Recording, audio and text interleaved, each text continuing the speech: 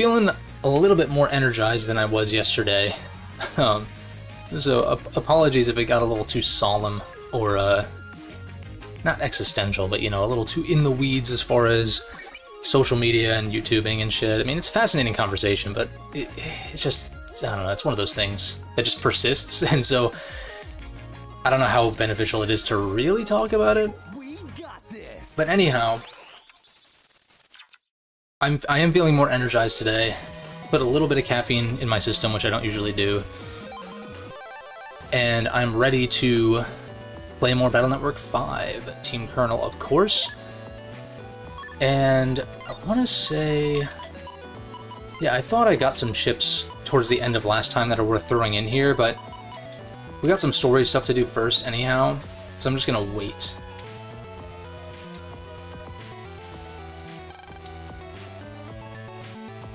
So the plan for today is to just do like all of the Nightman stuff, including the Liberation mission. Depending on how long that takes, I might go further, but it just kind of depends. I'm not like in a huge rush to finish this necessarily. I want to take my time. But I also want to finish these replays before I make a couple of videos on Battle Network that I really do want to make. It's just, I don't think it makes sense to do it in the middle of my playthroughs necessarily. It'd be fine though, but still. Oranberry Island. I mean, Oran Island. What does Oran... What does Oran even mean? Because I know, like, Pokemon berries are all, like, you know, you have Nanab Berry, which is a banana. You have some Aqualot, which is like a... what's it? That melon. The name is escaping me, but Oran.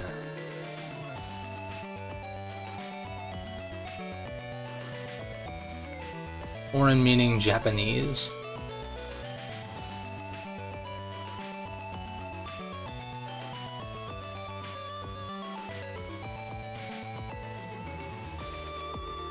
Indicates contempt or disdain for another's actions. Interesting. I don't know what that has to do with... I don't know, I just found it interesting when I was a kid that this place is called Oran Island, and obviously you have Oran berries in Pokemon. And these were two franchises that I was very into back when they were new. Well, not new, but you know, on the Game Boy Advance at least.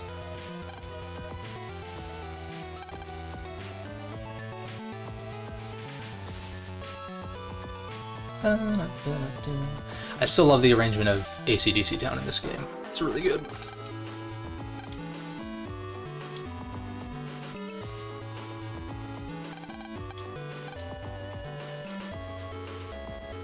I like how Yai is so rich, or her family's so rich that she has a boat with her likeness on it.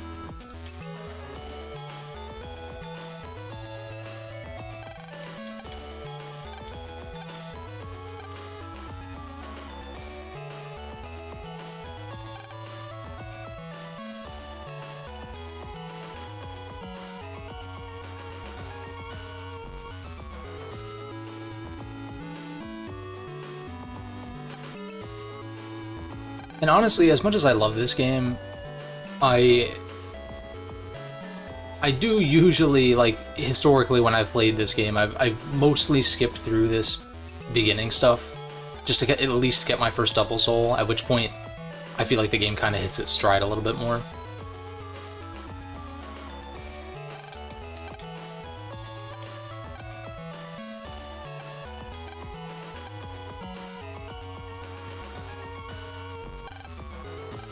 It's like, despite these games being pretty iterative of each other,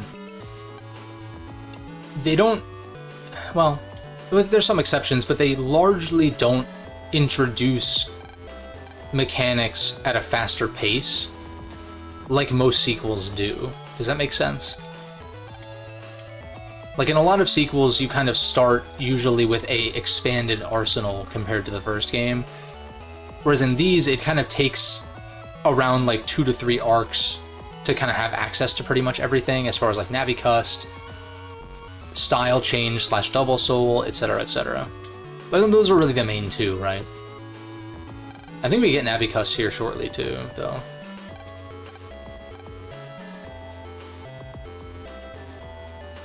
Let me see if I can remember where all these items we need are.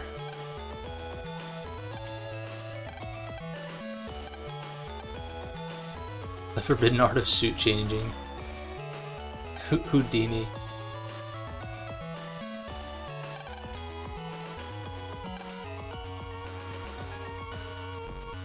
Remove pants. That's funny as hell.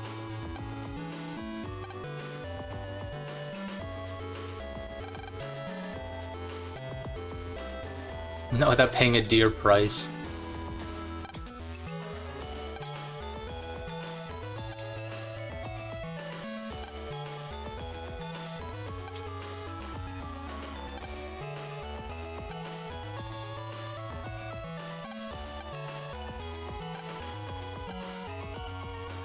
This is actually legitimately funny. I love the duck floaty. That's hilarious.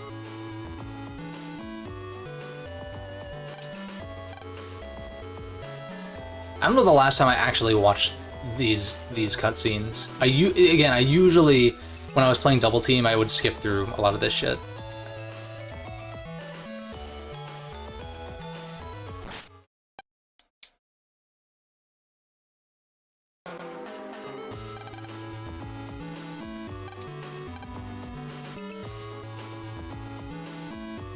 She's zooming. Oh, it's a jet-powered inner tube? What the fuck?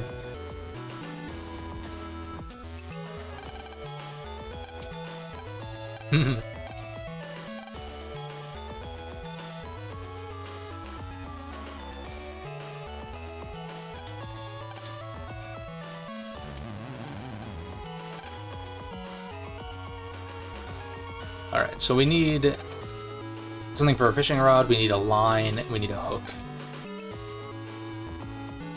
Bamboo, fish line, and worm. Or not a hook, but I guess just bait.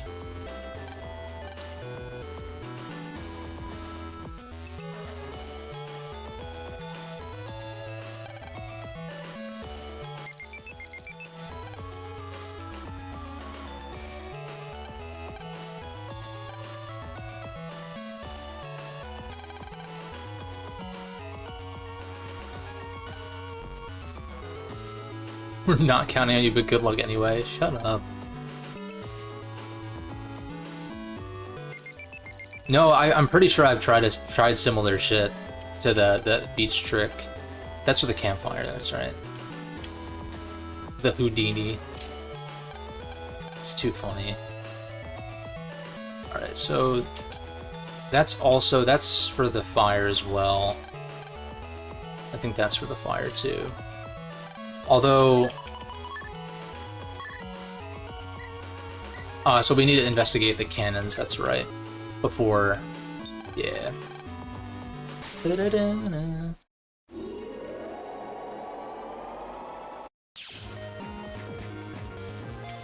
we're all corrupted over here.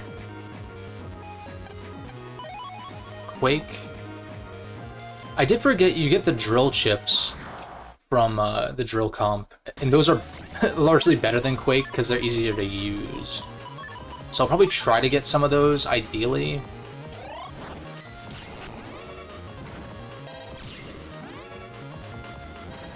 For Nightman sacrifices. The thing with Night Soul, I feel like Night Soul kind of gets better the further you go, because you need to get air hockey. You need enemy arrangements that are more aggressive, which they kind of aren't this early because of how close the charge shot is.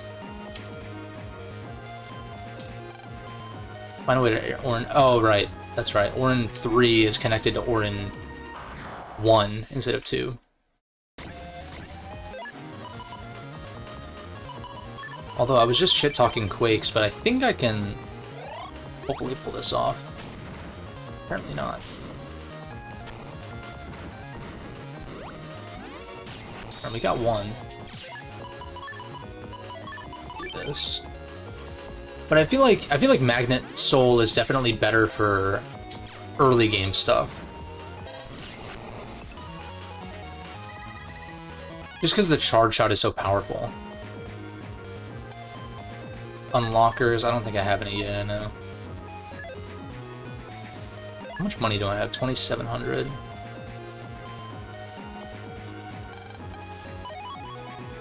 We got a C. CDE. Okay, we got H burst. Hell yeah.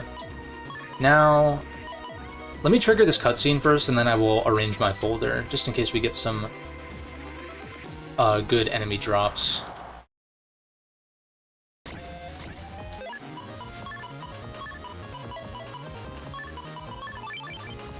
Also, this is an easy enough Quake right here.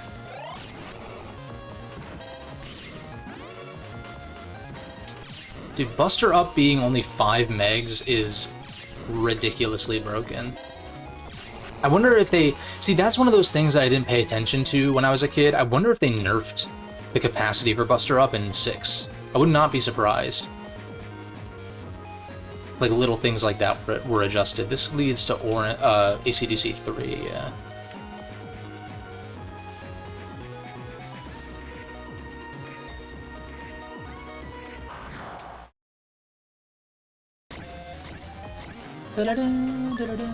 Dude, so there's this, I've mentioned it before, there's a YouTuber who does, like, remixes of, maybe it's Mega Man stuff in general, but he has a lot of Battle Network. That was a mistake. He has a lot of Battle Network remixes, and I love bumping his, like, what's it called? Like a compilation of the battle themes when I work out and shit. That shit gets me pumped up. I straight up get goosebumps when the BN5 theme kicks in, the boss theme. It's so good. Yes, Koki remix. That's the one. Those boss theme remixes are so heat. You've been playing more of 4.5 since my stream? Yeah, I mean, like, not really much. It is one of those things where you definitely couldn't just port it because, you know, it's a GBA game, but, you know, just you can basically just remake it essentially for mobile, and that would work.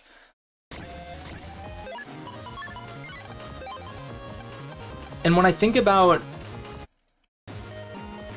Alright, I keep talking about BN7 like it's actually going to be a thing, and, you know, I can dream. But when I was talking about, like, having remixes of the older battle themes for a BN7, like, tournament thing, I think about Koki, or yeah, I guess Koki remixes arrangements, and I'm like, if something like that was in an official Battle Network game, I would fucking, I don't know, man, goosebumps. Shit's fire.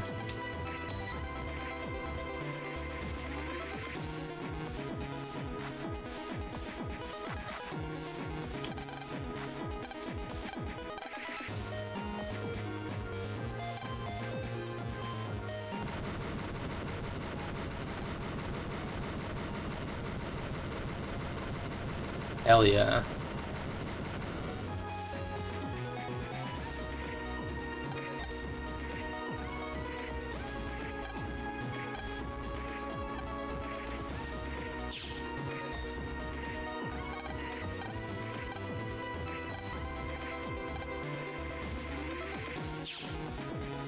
I wonder if there'd be a way, because I wonder if there'd be a way to mod the Legacy Collection to put those boss themes in. They would definitely stick out because the rest of the soundtrack is very, like, MIDI GBA sounding. But I wonder, because these technically aren't ROMs, I want to say. I want to say that I want to say the Legacy Collection is, like, they somewhat rebuilt the games in a new engine or something like that. And that it's not just emulation, which explains, like, obviously the network, like, this being different and all that kind of shit. 4.5's net is pretty lively in comparison. Yeah, that was something that was interesting. There were a lot more NPCs to talk to that actually kind of had a purpose.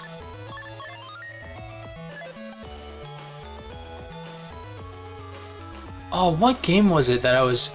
Oh, have you ever played, Digimon Cyber Sleuth? I want to say it's called. I played that game for a little while, and, the way that the net was handled in that game was pretty cool. And gave me kind of Battle Network vibes in certain instances.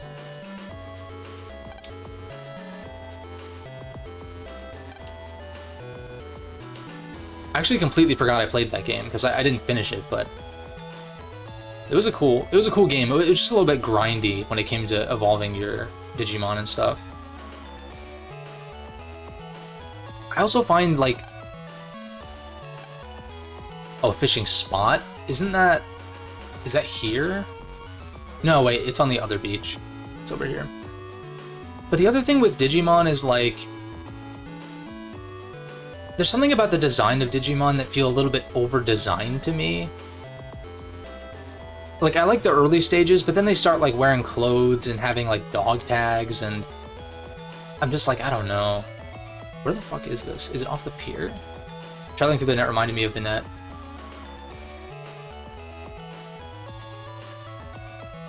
Okay, I see, yeah. Yeah, no, that was cool. That game was pretty cool. Oh, here it is.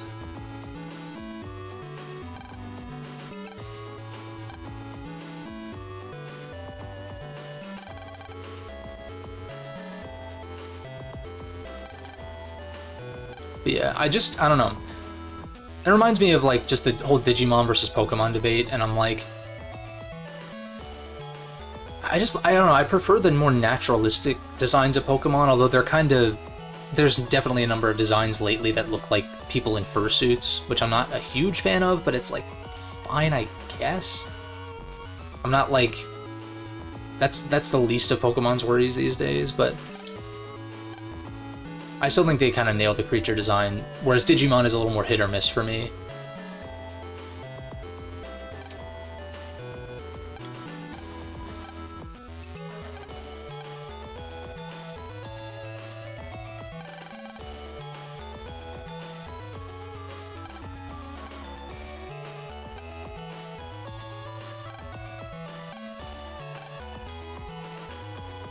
So you get a big one.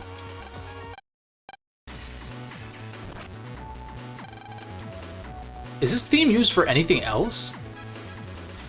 What is this theme?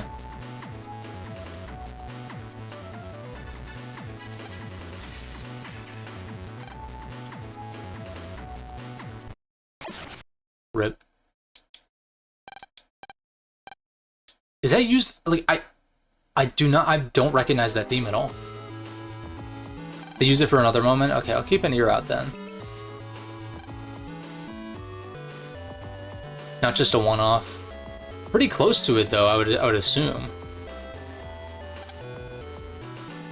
It almost reminds me, it sounds like a tournament theme, kind of like the N1 Grand Prix theme, in a way.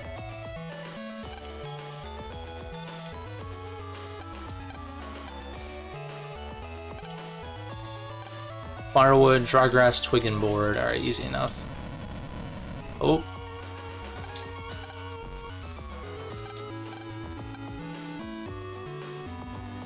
Da-da-da.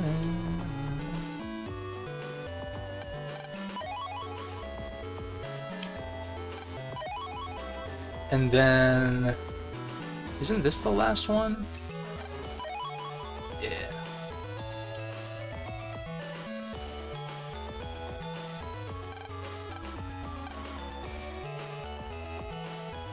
Let's get that fish.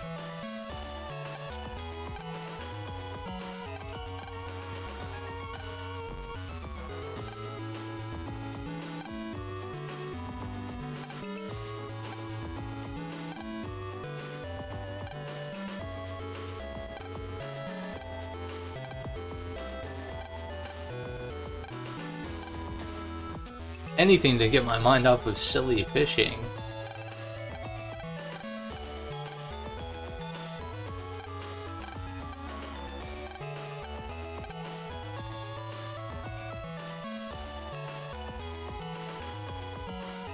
Anything you say, Lan. Even your friends nearly getting buried alive? Oh, hell yeah, here we go.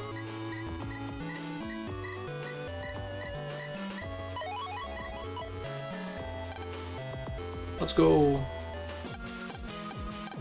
But Lan's dad isn't... Well, I guess Lan's dad is kidnapped, so that makes sense why he's not instructing us.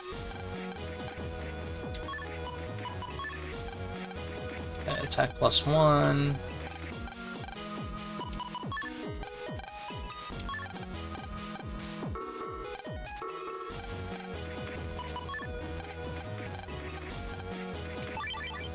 You know, I was reading something... Was I reading something, or I watched a video or something about tutorialization in Western games versus Japanese games, and... I mean, you can take this with a grain of salt. I don't remember where I saw this, but it was recently, that Japanese players tend to prefer when tutorial stuff is kind of explained to them very explicitly, even if it could be kind of inferred or whatever, whereas Western players tend to prefer to figure things out for themselves. And I think some games, like some Japanese games, I think of like Tales. Tales of Berseria is like the main one I have experience with, but that game kind of, it tutorializes and explains stuff that just the player doesn't really need to know necessarily. I mean, that game's weird because there's some things where I think it's a little overly complex for its own good. At least in the way that it's explained. But it's kind of like, it reminds me of like how, let's say Batman Arkham City or whatever, like one of the Batman games, when you're punching enemies, you're obviously dealing a certain damage multiplier to them, and like there is a number associated with how much damage you're doing, but you're not told what number that is. Whereas in Japanese games, I think they tend to prefer actually knowing how much damage they're doing explicitly, or something to that effect. But it's more so the tutorial side of things, which Battle Network was definitely aimed at kids, like when we were kids. But that does explain why they, in every game, are explaining how virus busting works and how Navicust works and stuff like that, and instead of assuming that the player kind of knows this from the previous games, or giving the option to turn tutorials off, which wasn't really a thing back then either.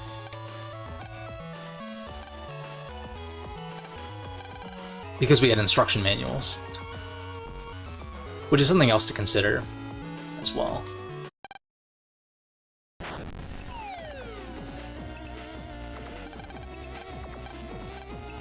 I think there is a compromise to be had, though, between a game over-explaining and under-explaining. Like, there is a sweet spot for sure, and I think having a toggle for tutorials to be turned off is really, really nice when games offer that.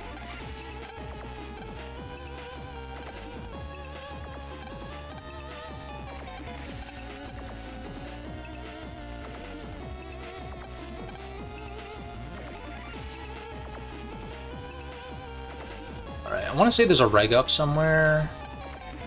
Yeah.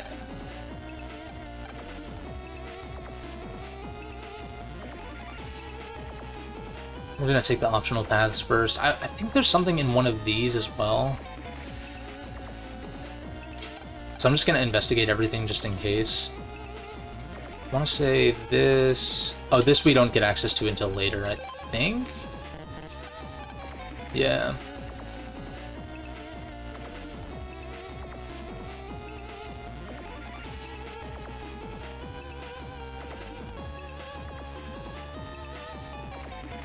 I quite like... I'm excited to get to an actual dungeon in this game, too. Well, granted, the first dungeon is a dungeon, but it's, you know... You can kind of memorize the answers and whatnot.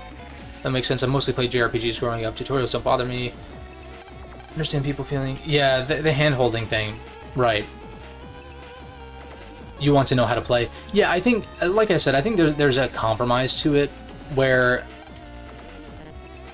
Tutorialization, I think, is helpful, especially on a first play.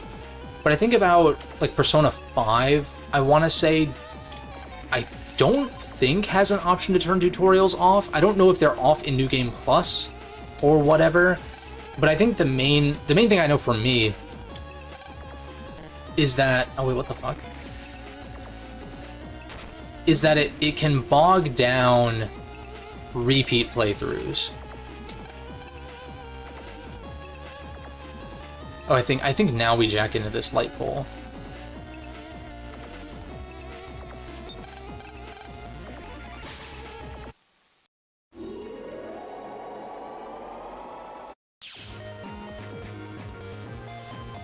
And that's why I think at least having some kind of prompt like, oh god, what's an example of that?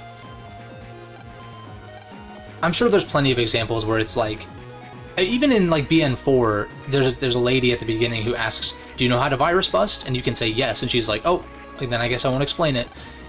And even just something like that. Oh shit, I fucked up. Okay, we need to grind a little bit, unfortunately.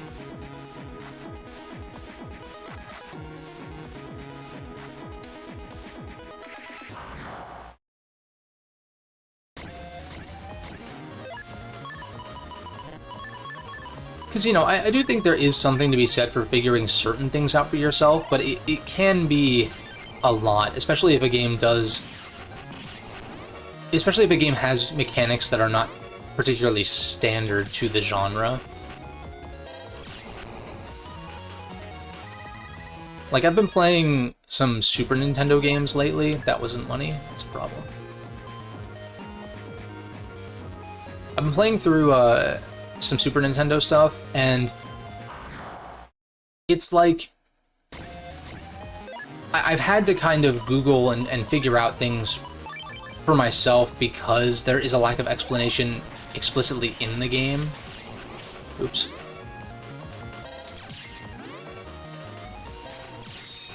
And those are examples where I think there should be some tutorialization and exposition. But yeah, I mean, I could talk in circles about this for a while, but I think modern games can sometimes take it a little bit too far.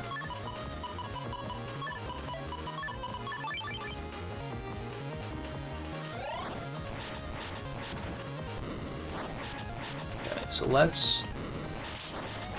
Alright, we got that.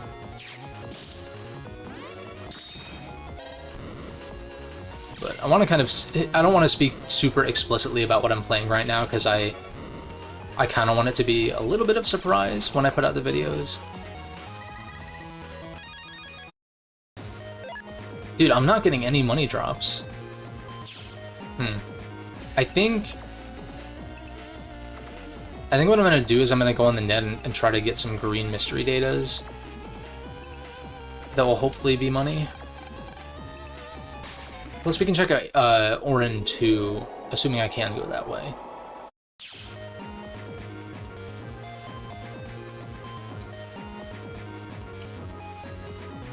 Yeah. Good excuse to explore a little bit. Got a blue.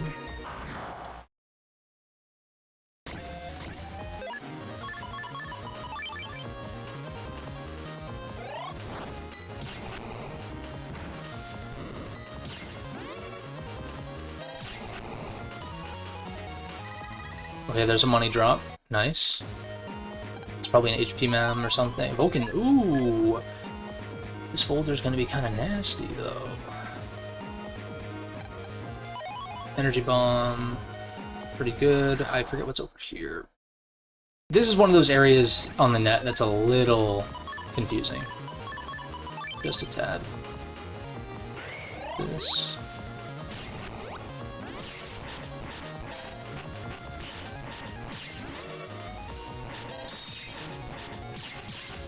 Oops.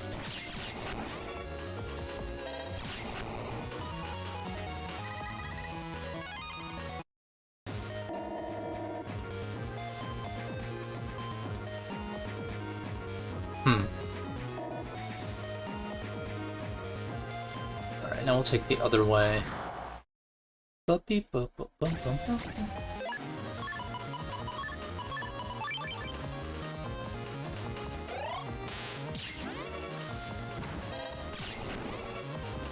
Hey, what's up, Space Cowboy?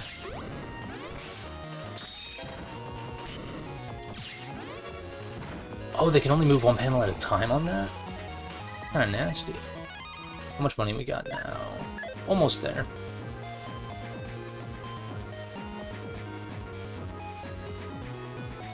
The skull door.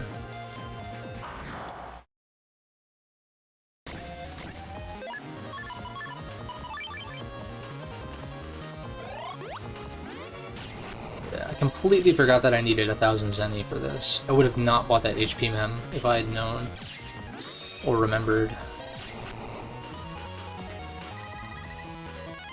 Good.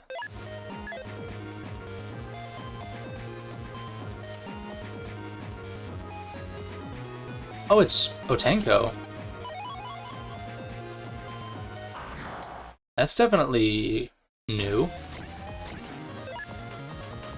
How do I handle this? Oh, I know how to do this. Easy peasy.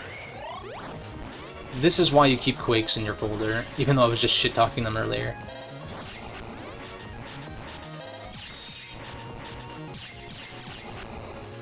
As a progress, we're just trying to get access to the mine door, which now I have plenty of cash to do. So now, what's the deal with this? Crossover points. I've traveled the depths of space. Exchange your crossover points.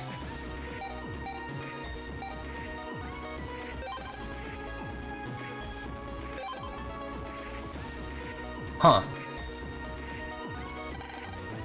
That's got to be Japanese-only stuff that they added, right? And people still say the collection's not worth 60 bucks. Crazy. See, that's another thing, like, with pricing in video games that I've been, like, kind of frustrated around the discourse with. Oh, wait, we didn't get the key. Is, like, how much... If like $6 a game for like some of the best Game Boy Advance games is not cheap enough, like how cheap does it need to be, you know?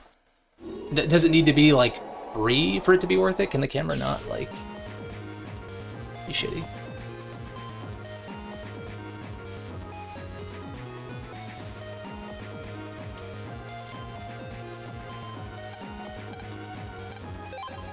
I mean, ultimately it just comes down to preference, you know? Like, a game that's worth $60 or $70 to me may not be for everyone, certainly isn't, and then vice versa as well. Especially because I play on PC primarily, so it's like... It's pretty easy for most games for me to wait 6 to 8 months for it to go on sale. And grab it for cheaper. Yeah, it's just one of those things.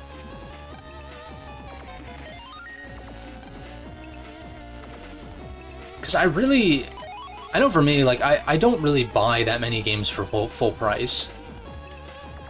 Because I know that they're going to go on sale.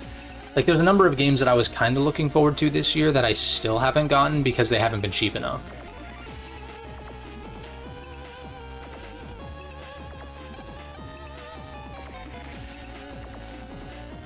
And the games that I have spent... I was going through my Steam purchase history, actually. And, a little while ago, the games I would pay $10 or $20 more. Yeah, no, facts. There are definitely games like Tales of Berseria. I'm gonna go back to that game where those games go on sale for so cheap on Steam that I think I got Berseria for like less than 10 bucks, and I really liked it a lot. And I probably would have spent close to full price if I had known that I was going to like it so much.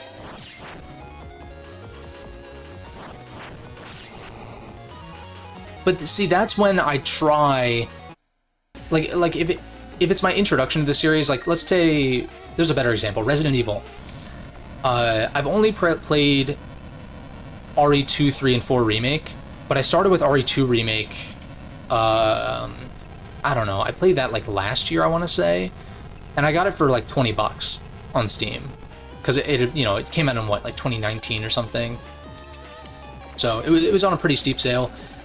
But given how much I enjoyed RE2 Remake, and seeing RE4 Remake upcoming, I was like, okay, so assuming that the game like runs well and is functional, then I'd happily pay full price for it, not only because of RE4 Remake itself, but because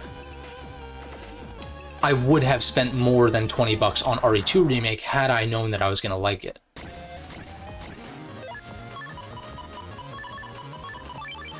Although RE3 Remake I got for like 10 bucks, and I think that might have been still a little bit overpriced. Dude, I haven't gotten a chance to talk about RE3 because I'm not going to do a video on it. It's like, it's not a bad game, but it's, compared to 2 and 4, it's like really lacking, and that's even coming from someone who does not have an attachment to the original RE3, because I know a lot of people take umbrage with the changes that were made and a lot of the cut content, but even despite that, taking RE3 Remake as it stands, it's really, like, pretty whatever, honestly. I'm kind of glad that I played it just to play it, because it's short, and it was only 10 bucks, but, like, you could do so much better.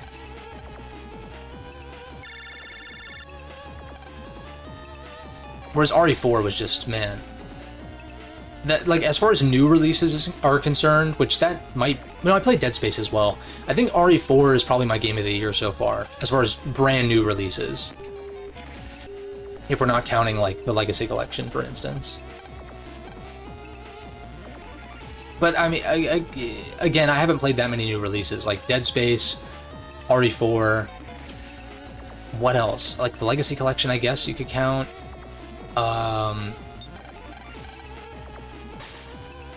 I haven't played System Shock yet, but it's been installed in my computer for a while. What else? Sea of Stars comes out in a couple days. I'm excited for that. But I still haven't finished playing through Chrono Trigger, so it's like... I kind of want to maybe see if I can power through the rest of Chrono Trigger before jumping in. Because I want to see that inspiration.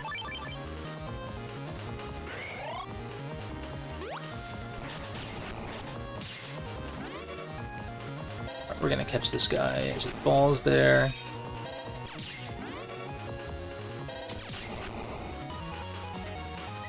But what games have y'all been playing this year? Like, primarily just Battle Network, or is there anything else? I think Space Cowboy, you were mentioning Street Fighter, I want to say. That was you talking about that. There's probably some other stuff we talked about a couple streams ago.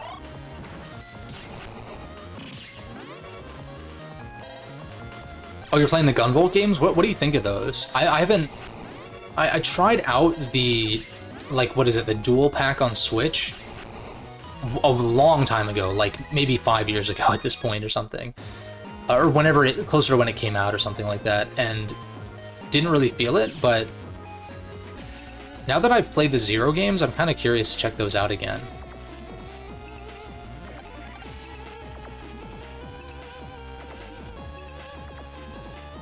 I wonder how much those games are on Steam, actually. Or if I could wishlist them. Let's see here. Gunvolt. Striker Gunvolt, 15 bucks for the first one, 20 for the second, 30 for the third. Okay. I'll check them out. Street Fighter 6, just finished Oh, what'd you think of Armored Core? Because I've heard, like, kind of somewhat mixed things about it, sort of. Or that it... Well, maybe not mixed. I haven't really heard much about it, really, in general, to be honest. It's not really one that's been on my radar. But I am curious. As someone who's not really, like, a FromSoft guy.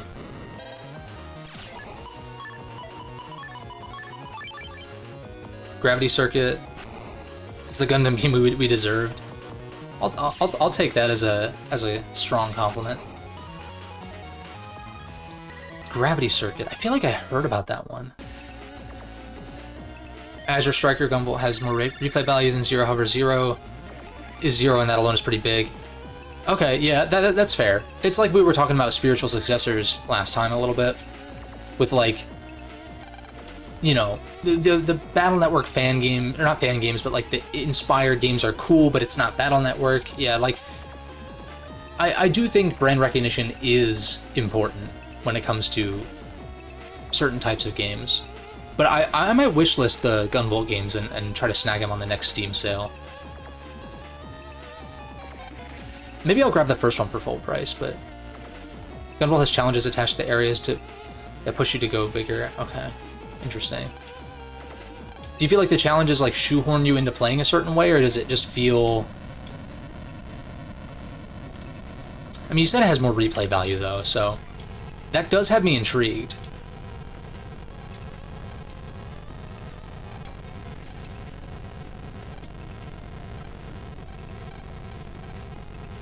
But Space Cowboy, you mentioned Gravity Circuit. I want to... Let me... Sorry, I hate doing this on stream. I'm going to wish list this if I can on my phone. It'll let me. Let me see here. Gravity... Yeah, I've definitely seen Gravity Circuit. Yeah, that's a newer release. Yeah, I need to check that out. I've been, like, really behind on indies. Indies have not been getting my attention because I'm just playing a lot of old shit. Not shit. I've been playing a lot of older games that are actually phenomenal, but it's just like, you know, they've been around for a while. A few days ago, I was grinding out a few challenges. I played this stage 4 or 5 times. I mean, I'm assuming if the core gameplay is like 0, then that's probably pretty fun to try to do that. Because I know for me, like, the Zero games, the main thing that doesn't stand out to me with Zero is the level design. Like, I can remember some levels from, like, 0-1, and, like, some from, like, 0-1 I remember the factory, 0-2 I remember the airships, 0-3 I remember, like, the underwater, like, lab stuff and whatever, but for the most part, levels were, like, just not super memorable, in my opinion. Still pretty early in the game. Combat is good customization variety. Haven't tried the PvP. Not as hard as Soulsborne. It's just a fun action mech, just big mech destruction. Yeah, Armored Core seems neat. I don't know that that style of game would warrant me. I think for my taste, I probably wouldn't get it for full price, but I would be curious to pick it up on sale sometime down the road.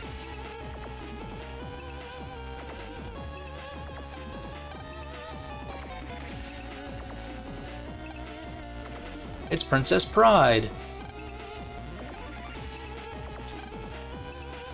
Dude, I love her redesign. It's adorable. Like with a news cap and everything.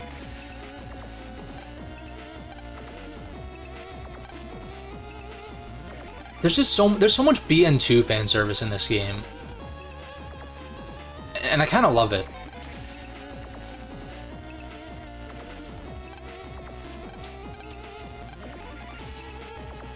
And it's really cool playing this game, having played BN2 so recently, too.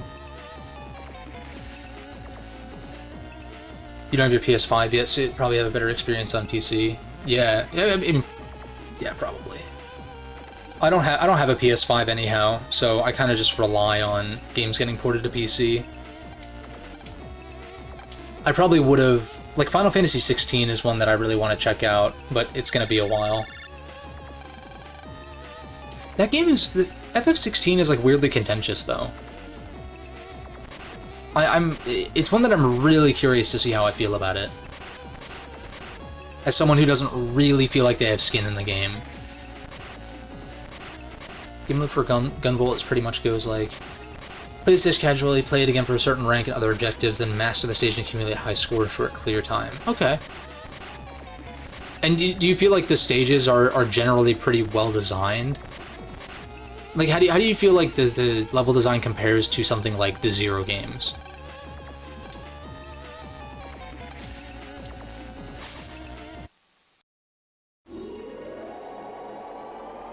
I bet it's at least better because of the aspect ratio, right? Because the Zero games are confined to that 4:3 GBA aspect ratio, right? So it's like, I feel like you can't see as much, sort of.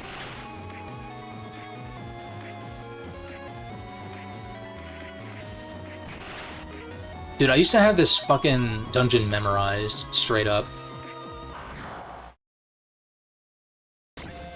But I low-key love this dungeon because of the... There's actually, like, skill mastery involved with how quickly you can break the boulders. Even though it is just pressing A, it's still, like, it's something.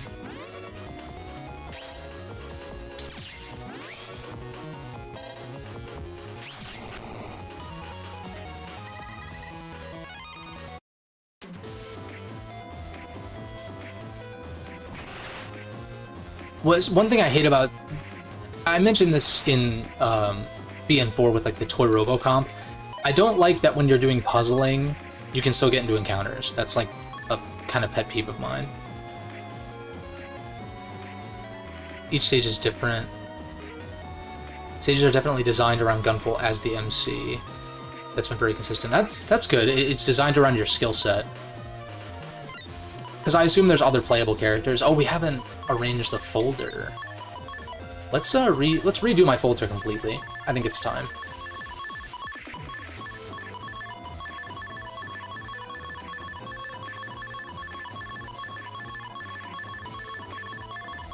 Yeah, because I definitely need... I need more Mega Man-like games to talk about on the channel, because I've kind of... you know, short of going back to games that I've already talked about, I'm kind of running low on Mega Man games to talk about, really, because I've pretty much said my piece on most of them, to some extent. Granted, there's some that I want to go back to, but not many. And maybe not for a while, either. Still behind on a couple of new releases, and that's gonna be rough. Yeah, October is... The release schedule for October is kind of insane. It's one of those where you're just gonna have to kind of pick... You're gonna have to pick and choose, kind of thing.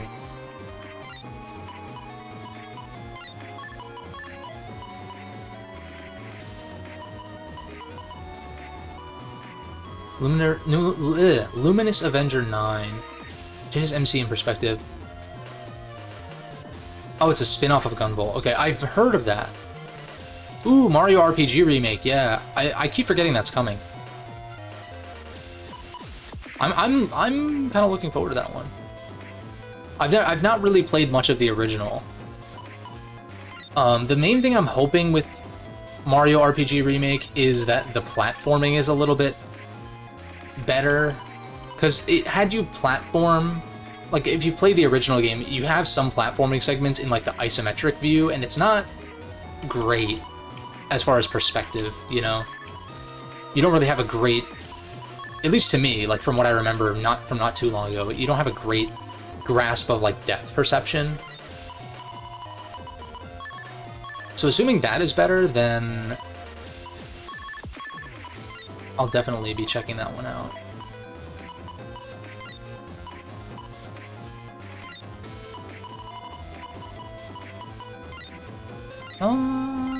I might throw the Vulcans back in here. Let me see what else I got first, though. We got Quake, Thunder. Well, we'll take these. I'll take 2 Quake Ps, I guess. Roll. We'll take Tornado. Tornado's pretty good. Still no Longsword S. Buster Up for sure, Invis for sure.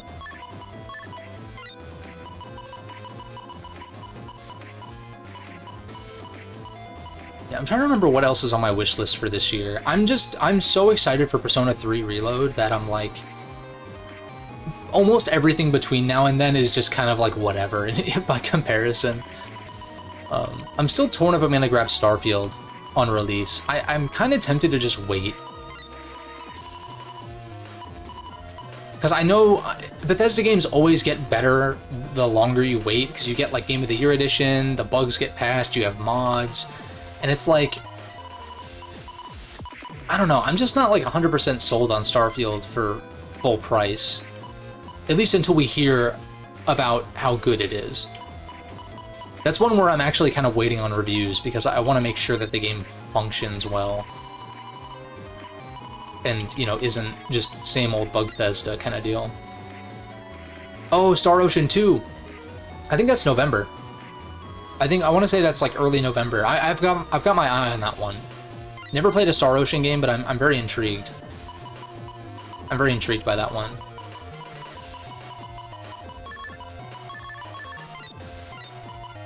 Yeah, it's like the 2D, 3D, but it's like an action RPG from way back.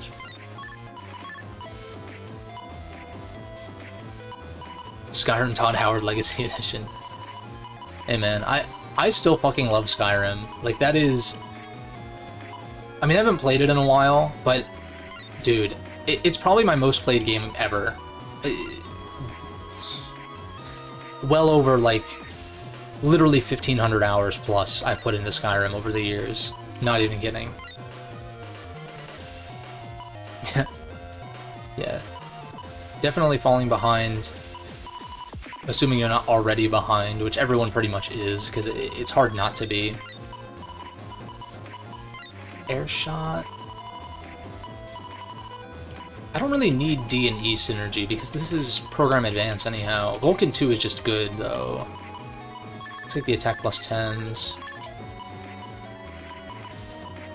And see, that's why I'm trying not to be so beholden to my backlog. Like, if I'm playing a game for my backlog that I'm just kind of not really feeling, I'll just, like, put it away for a while. And then maybe sometime later I'll come back to it, but I just kind of check it off the list at that point.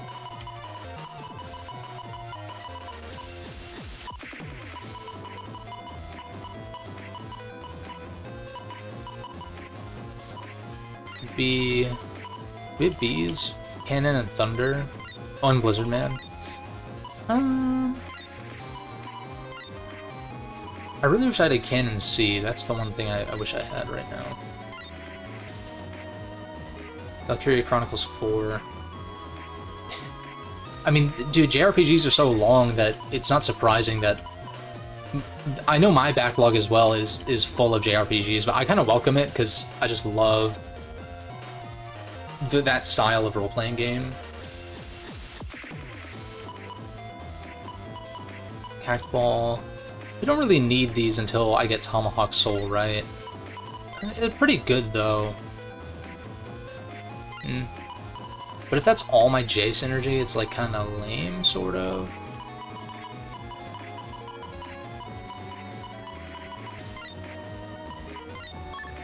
Sort by ID. We'll throw this other Quake, I guess. Because that's what? That's 4, so that's max. Crack out.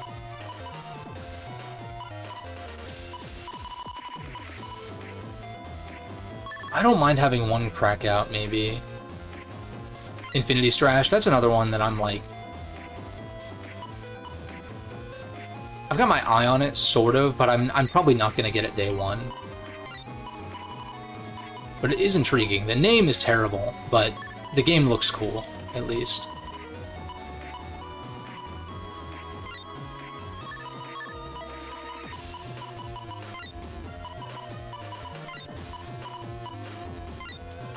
I'm probably just going to throw these cannons in here, and then...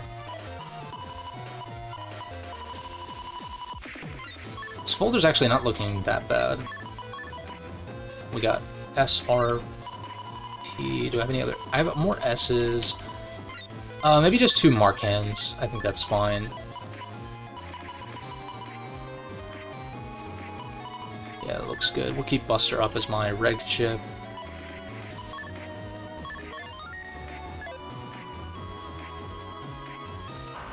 And once we get tag chips, which I want to say is BN6 exclusive, that's also a nasty tech. Obligated to, you're a Dragon Quest fanboy through and through. Hey, I respect it. I respect it.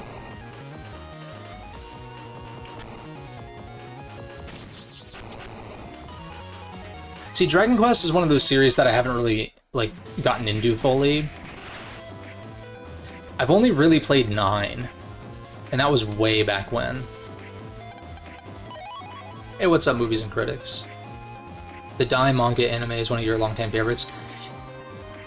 Yeah, it's interesting. I don't really know very much about that, but I guess is it like some kind of spin-off, or like, is it like a spin-off of the mainline Dragon Quest games, or is it like kind of its own thing, or how does that work?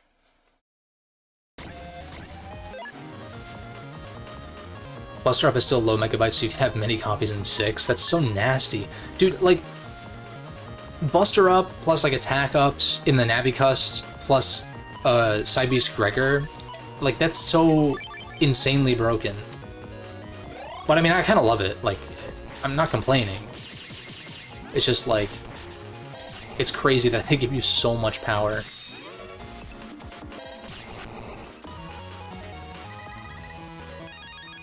Yeah, Gregor Buster doing 10 damage per shot, and you're firing like a fucking SMG, basically.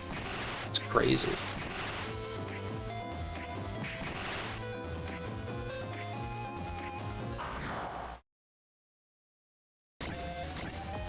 But yeah, back to the Dragon Quest thing, though. Like, that is a series that I have not really delved into, and is a contender for something that I would consider getting into not too long from now. I do think that I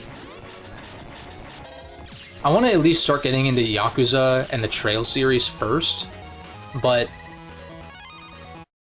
that is definitely an option for me to branch out into Dragon Quest.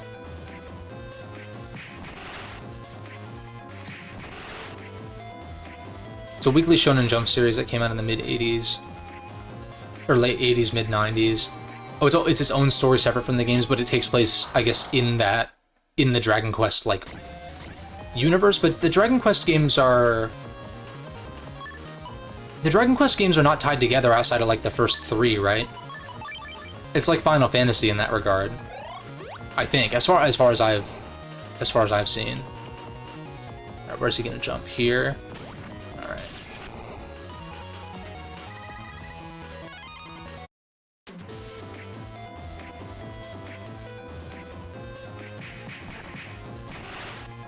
Kinda, sorta. Okay. Is it? I guess it's one of those things that isn't, like, maybe not fully ever, or not fully explored in certain entries or something, or that it takes place on different continents or something. I don't know. It's probably a series I should familiarize myself with more. It's just like, when I hear about how long certain Dragon Quest games are, I'm just like, man. It's so, like, Dragon Quest VII is supposed to be, like, 100 hours or something, and I'm like, dude. Wish I could branch out. Still currently grinding the Atelier games. That's another series I haven't messed with. I have to wait until I finish 7, 8 games. Yeah, I think, I know for me, when it comes to getting into new series, you just gotta, like, kind of pick one and chip away at it, you know? Like, I'm even still...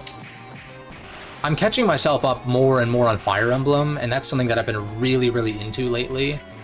And granted, I've been playing Fire Emblem games for over a decade at this point, but it's one of those series where there were several entries that did escape me for a long time, and now I'm kind of starting to fill in those gaps, and it's really, like, kind of fleshing out my love for Fire Emblem as a series, honestly.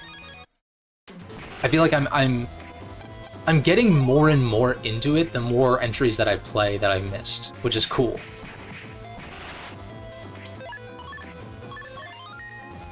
Because I'm actually, like, excited to play some of the more niche games. Well, granted, I don't really have that many left to play. I'm playing Genealogy right now.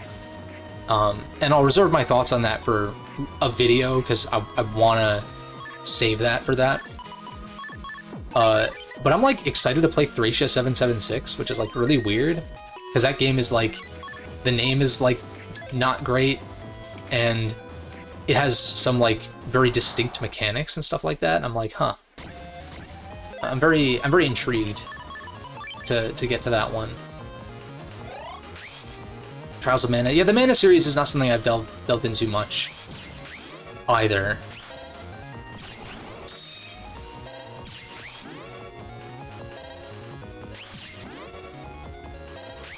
But I know there's not that many of those, right? Isn't it just a trilogy?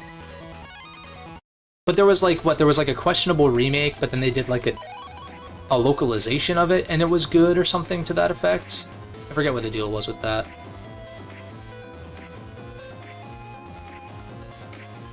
Ah, shit. Damn it, I got caught on it. Just 3. Okay, that's not too bad then.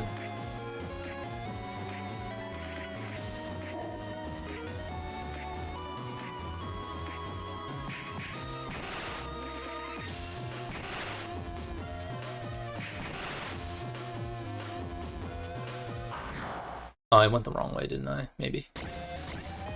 Trials Remake was solid. Yeah, there was like, I don't know. I'd have to look into it. I forget. There was like, one of them got released in like 2 different forms or something, and one of them was like kind of questionable from what I've seen at least.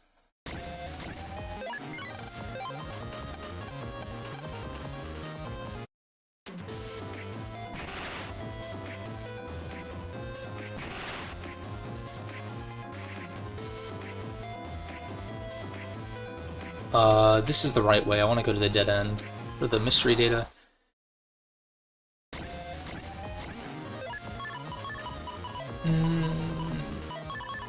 Let's go with this.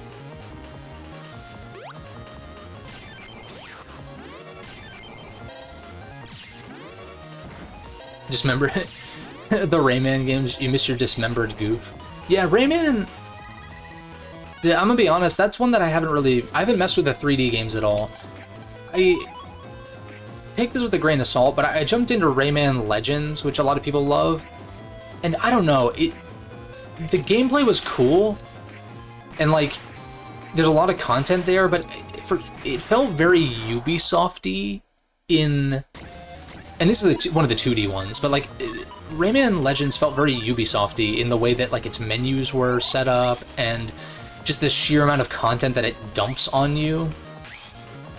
You know, like, I appreciate that there is a lot of content there, but it's also like, it was just kind of like overwhelming with how much they presented to you at once. But the 3D games I haven't messed with. But I can't say that it's necessarily something that I am super interested in, I guess, but maybe it's just because the Rabbids have tainted my view of Rayman somewhat. Because that's kind of where I first heard of Rayman, honestly, was through like the Rabbids games on Wii. Speaking of which, I still haven't played the second Mario and Rabbids, which is once again not a priority, but I would like to play it at some point, because the first one was actually pretty good. Surprisingly so.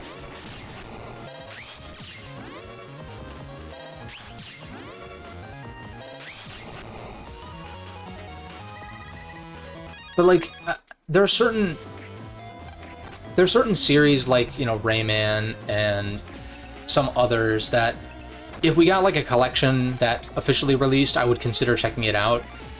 But it's one of those that I don't want to like go out of my way to emulate, because then it's just like the rabbit hole will never stop if I decide to emulate like everything. It has to be something that I have a strong interest in playing. But then if a re-release comes out, and then I'm interested, and maybe emulation is the better option, or like whatever, then that's something. Didn't play much of 2D, don't remember much. Yeah, I don't know, I mean, it's one of those series that Ubisoft just kind of ignores. Ubisoft is in pretty big trouble, based on a lot of news that came out in the past 6 months when it comes to like their financials and all that kind of stuff, and I don't know, I'm just kind of like not... I used to be super into Assassin's Creed, like maybe 10 years ago, and I just... Ubisoft is like, I'm so not interested in playing Ubisoft stuff, really.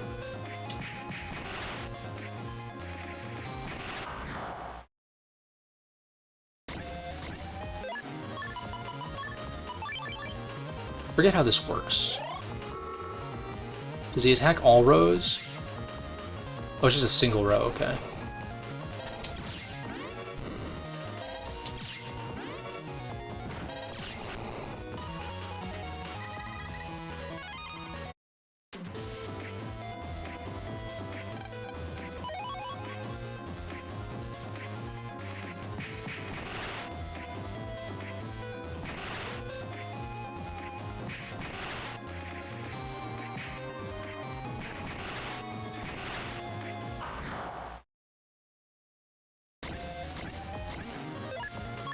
we got these bad guys. I remember these.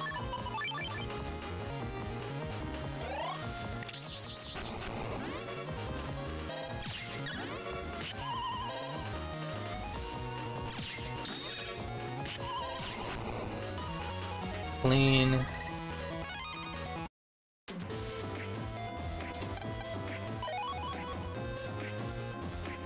HP 100. I guess I could squeeze that HP 100 in, but it's not really necessary.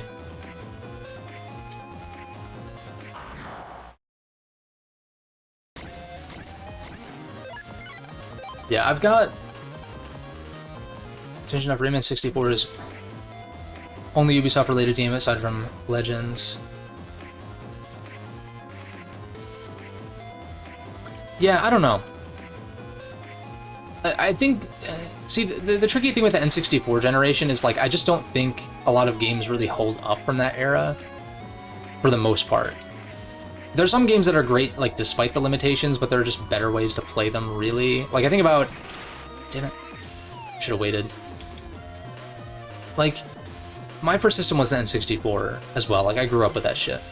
But it's, like, as great as, like, Ocarina of Time and, like, Majora's Mask and...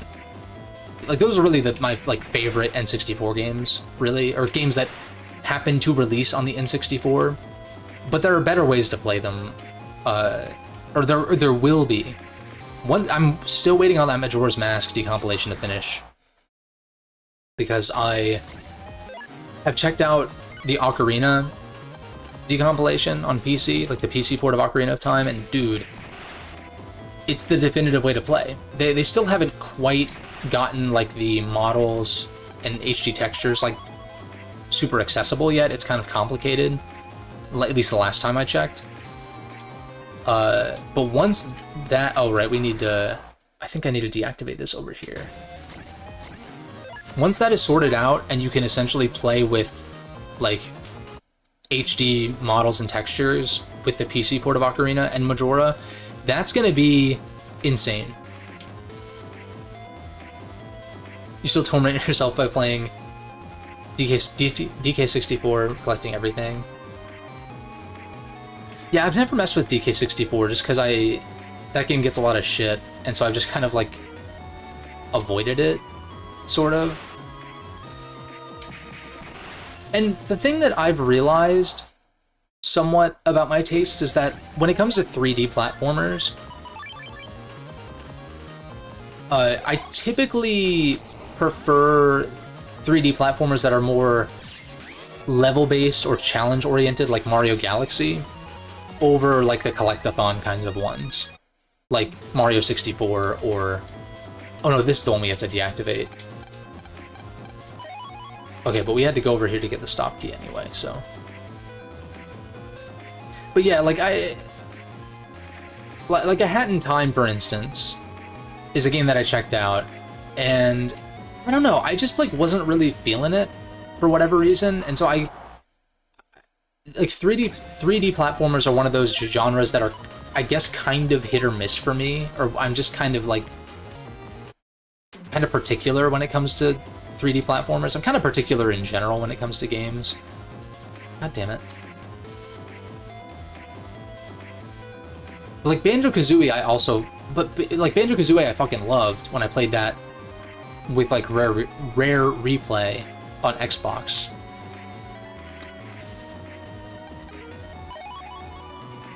But then I found 2E to be like too much. And so I'm just like, I don't know where the sweet spot is for 3D platformers for me. Whereas like 2D platformers, I'll just fucking eat those alive. That was very bad timing. Whoops.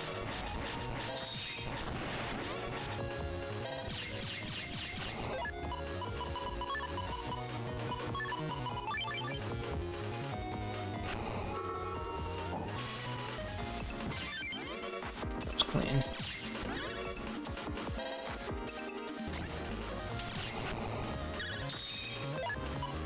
I guess I'll just double.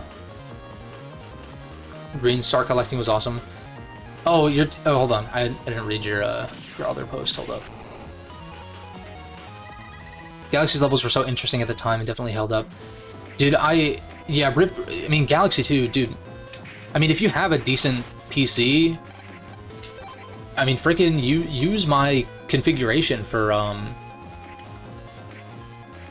Dolphin, for the Galaxy games. Like, I got 120 stars in both, like, pretty shortly after I posted that video, which has an insane number of views, by the way. Like, I'm still, like, astounded that that video has, like, 30K plus views on my channel. It's, like, it's so flattering, but it's also just, like, crazy to think about. And very cool, as well.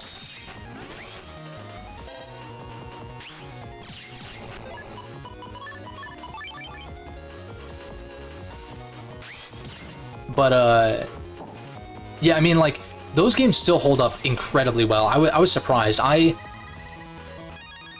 Granted, like, there were some annoying things in, like, Galaxy 1. At least, like, the purple coin stars weren't, like, my favorite thing ever, but, dude, like, 90 to 99% of my experience, you know, at least getting 120 stars, I wouldn't say 100%, but 100% like the main game, was such a blast to do. And playing it on, like, an actual controller worked really fucking well, too.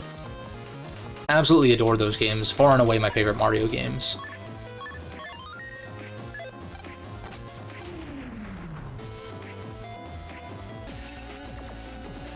And I kind of want to redo my Mario tier list, which I took down when Wonder comes out.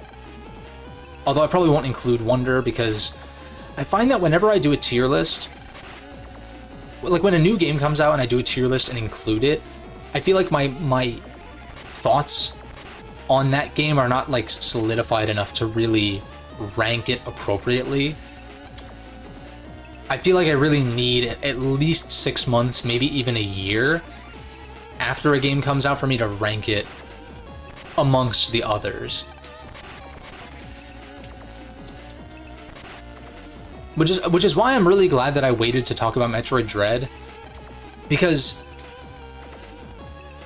there is a strong recency bias when you play a game that you think is good, and sometimes when you take that time after the fact, you reflect on it and you're like, actually this aspect wasn't that great, and actually maybe it isn't, like, maybe it's still good, but it's not, like, the greatest. But then when a game sticks with you and you find yourself thinking about it, damn it. And you find yourself thinking about it to certain extents, oh wait, isn't there a mystery data over here? And you find yourself thinking about it and like, wow, you know what, that game was actually maybe even better than when you were experiencing it. That's when you know that you've got a great game on your hands.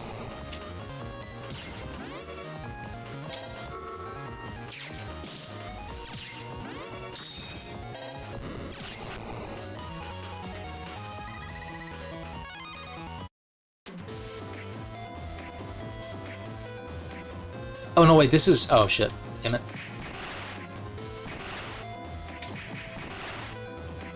Why did I think that there was something over there?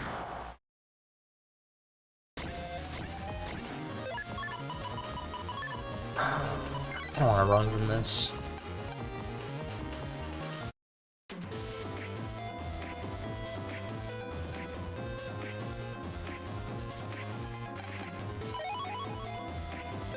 Nice.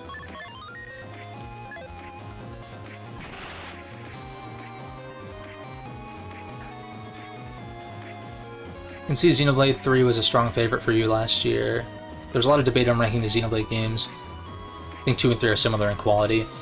Yeah, see, that's one that... dude, Xenoblade is something that I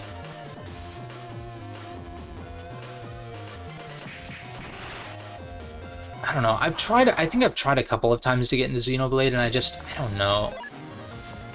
I believe people when they say it's good. I'm just not entirely convinced that the combat is really something that I'm interested in.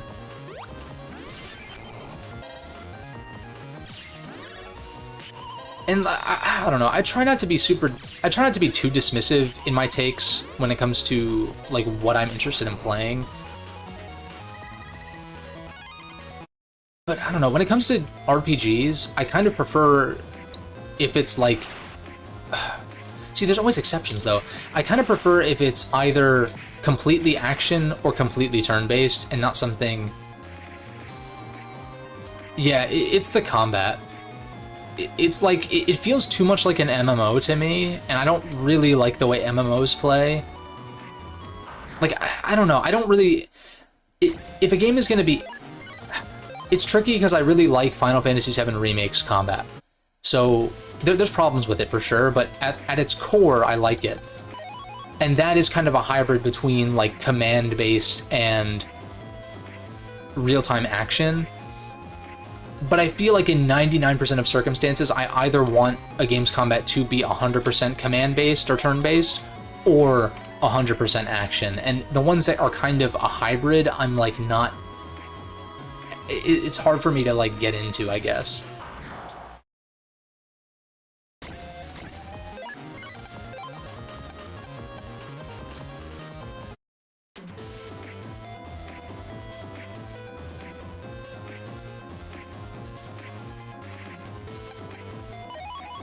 Oh shit, that's fire.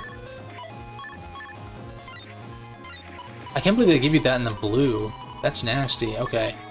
What do I cut? Tornado's actually pretty good, even though there's no gyro in this version. Probably get rid of Energy Bomb. Well, Energy Bomb's good, but... Thunder for the stun locking is actually kind of nice, though.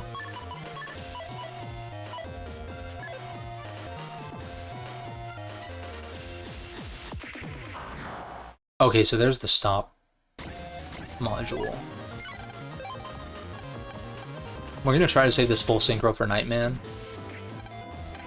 Use stop key, yes. I wanna check this path. Is there anything over here? No, never mind.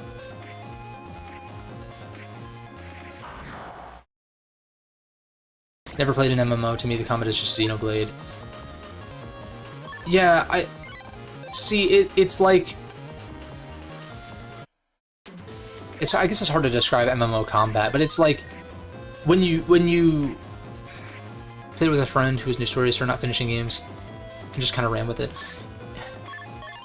And so for me, the thing with MMOs, aside from the time commitment thing, is that it's like I'm saying about the hybrid between command-based and action, where like it's the same reason why I don't really jive with RTS games, and I prefer turn-based strategy, is that it's just like a lot to keep up with, I guess. And it's like you select a command, and then there's like cooldowns, but you're not actually performing the action, you're just... I don't know. Maybe I'm being too picky, but...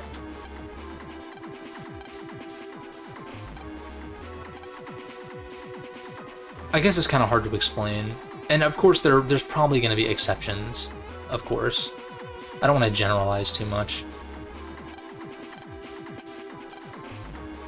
Let's go! Boss time.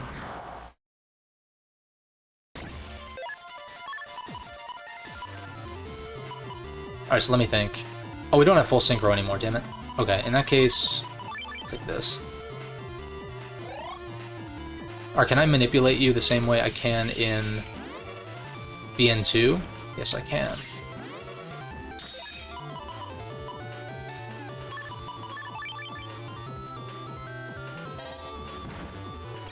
Oh no, I guess he doesn't necessarily just lock into that.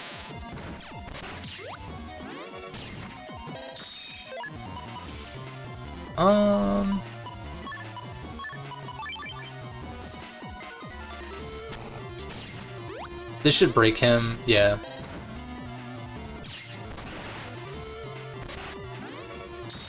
Oh, you bitch, you hit me. You caught me monologuing. Okay.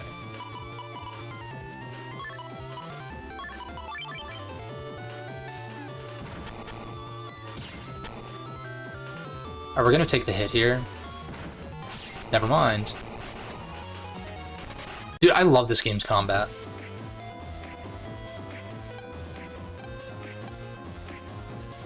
Granted, it's all Battle Network, but there's something about BN5 that I just really dig. Like, I like the chip selection a lot. The double souls are great, which we're gonna get soon.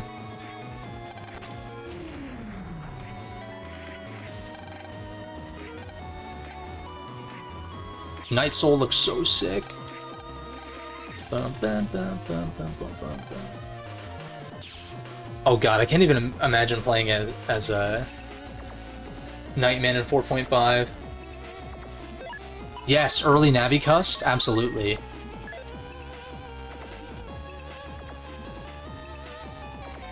And I like the way the game can just kind of throws you in, too. Like, the Colonel scenario at the beginning is... Or Colonel/Proto-Man. It's almost instant. It's like it's the first thing you do. You're not really running that many errands. You get the stew recipe, and then you go to Scilab, and that, like, you're already in. And then the game just doesn't let up on the gas. Really much at all. Maybe until, like, End City. I know, like, the Numberman, Searchman arc can drag a little bit. That's something pacing-wise that I'll say. And I guess it also kind of feels bad when you don't get to use Shadow or Gyro Soul until you play through that whole arc as Colonel or Proto-Man.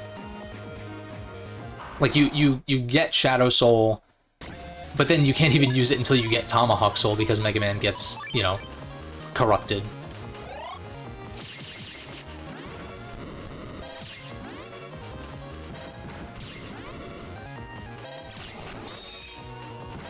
And I'm also so glad that the achievements for this game are not extremely grindy. Like, I've gotten the hardest achievements already done, for the most part. Sure, I have to get all the Dark Chips, and sure, I have to do all the requests in BN6, but, like, that's much better than having to get all the standard chips in BN4. Very glad that is behind me.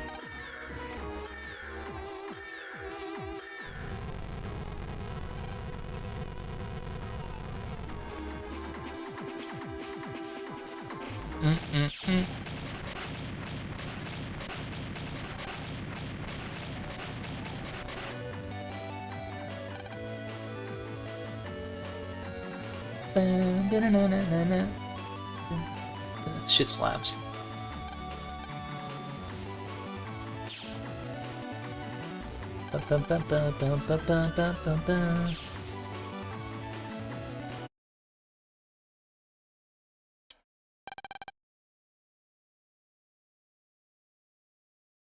Yeah, I remember getting some of the Dark Chips when I was a kid.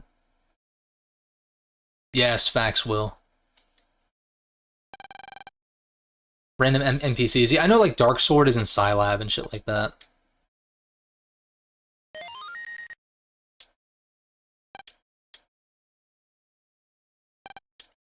I like how they just... You're on a vacation and they almost get fucking crushed to death. It's so brutal. Buried alive.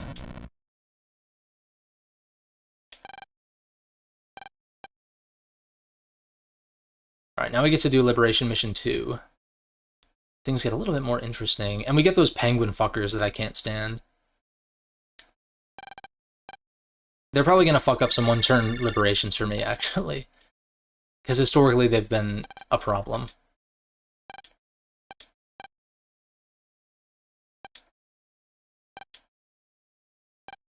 You know, something bothered me about...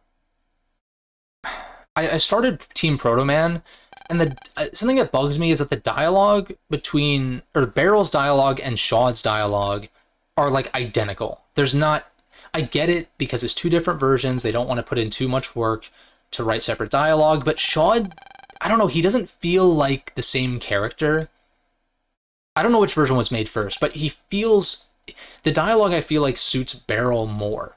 And that Shawd is just kind of like a copy of Barrel's dialogue instead of being a continuation of his character from the previous games. Does that make sense? It's something I didn't notice when I played this game back in the day, but Shawd just doesn't have the same vibe about him in BN5, at least thus far. I've only played the first arc in Proto-Man. Let's go. BN5 hero theme is probably the hero theme. Yeah, man. I mean, this game's music is, like, so fucking good.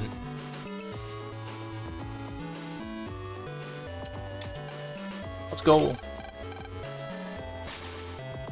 I mean, 6 has some...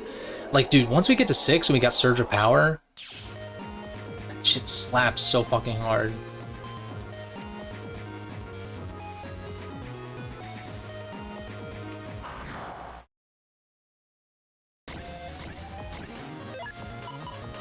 That pass. Oh, now we get to fight Shademan for real. Like, actually. That's something that bugs me about... Here I go, complaining about BN4 again. But... something about... I don't like that there's not really many villain nabbies in BN4. Like, you only fight Shademan and Laserman as far as true villain characters, and you don't even really fight Shademan. Like, it's gimmick fights both times. Laserman is a cool fight, but I don't know, man. A common BN4 complaint, yeah. I mean, I figure. It's one of those things. It just frustrates me because BN4 has so much potential. But, I don't know, I could go on and on and on about the potential BN4 has that was not fully lived up to. But I do get it. I think I understand why people like BN4 when they do. But I still think it's pretty weak as far as this series is concerned. I don't know that I would go so far to say that it's actively bad like I did in the tier list. That was kind of in poor taste in my in retrospect, but it's whatever. You live and you learn. Grinding up program advances for BN4 last night, trying to... And to my surprise, the chip code I was missing was the lotto number only. Oh. Interesting. Yeah, you gotta do those lottos.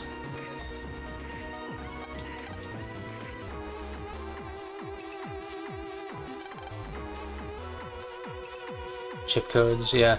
See, that's another intricacy thing that, like, I don't know. I just take what I get in these games when it comes to chip selection. You know, like, I don't pay super close attention to, like, oh, this game's code selection is, like, bad or whatever. It's like, who cares? Just synergize as much as you can, and, like, you'll get by just fine. Let's go. Nightman is thick as fuck. That's a thick-ass boy. This shit's so funny. Alright, did I get any good chips? Got a Spreader Star, we got a Pulsar. Drill Arm W, that's an unfortunate code, though. I don't think... Ws are not really that synergistic from what I remember. But let's just do this shit as is. I feel like my folder's pretty solid.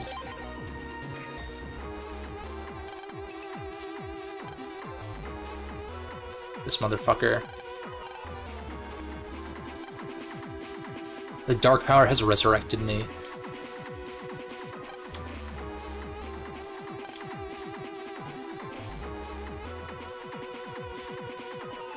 Yeah, because I got a comment about that on my tier list, and I was like, I guess, dude, but does it really matter much outside of, like, the very, very high-end PvP? Not really.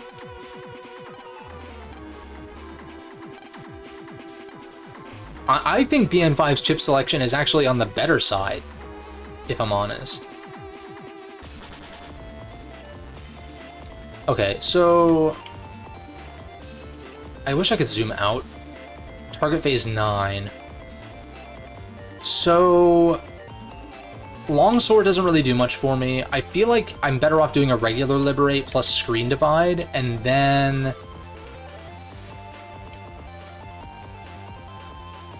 There's no keys for this one, right? No, that's the next one. So... I want to get as many bonus panels as possible, though. So I think regular Liberate into Screen Divide is the play here. And then maybe I do the same thing, like I Liberate one of these, and then Screen Divide here, and then try to get this... That's tricky. Solo, Screen Divide,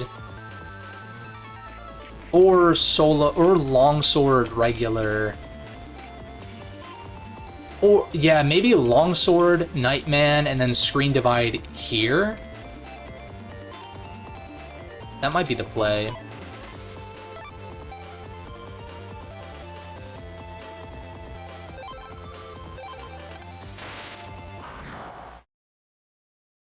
You go so far as to say it's better than most games. When I played BN3, I was surprised by how often I use the same folder for most of the game. Yeah, I would kind of agree. I would kind of agree. Alright, we're gonna wide sword this cack ball guy. Beautiful. Damn it!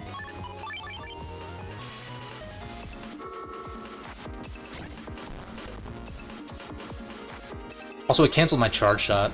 Damn it. Similar folder on more... No, I get what you're saying, yeah. Like, you play through the game and you're more or less using the same stuff every playthrough. I would agree. How do you swap R? Alright, so now we do a regular... Let's liberate this one, actually. Hopefully, we've got a decent... Yeah, that can kill the bat. And, yeah, we should be fine here. Okay. And then we'll just charge shot this guy.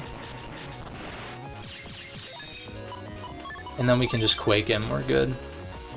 Can you charge with these guys? Nah.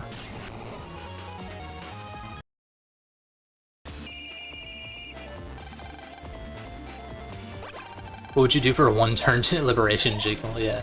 No facts. However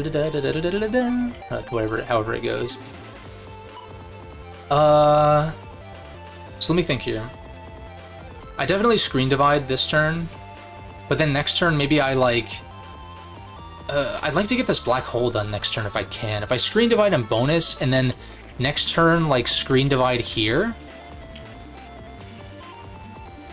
and then black hole with Mega Man or something, that might work. Nah! I misclicked. Fuck. I think we can. I think we're still fine though.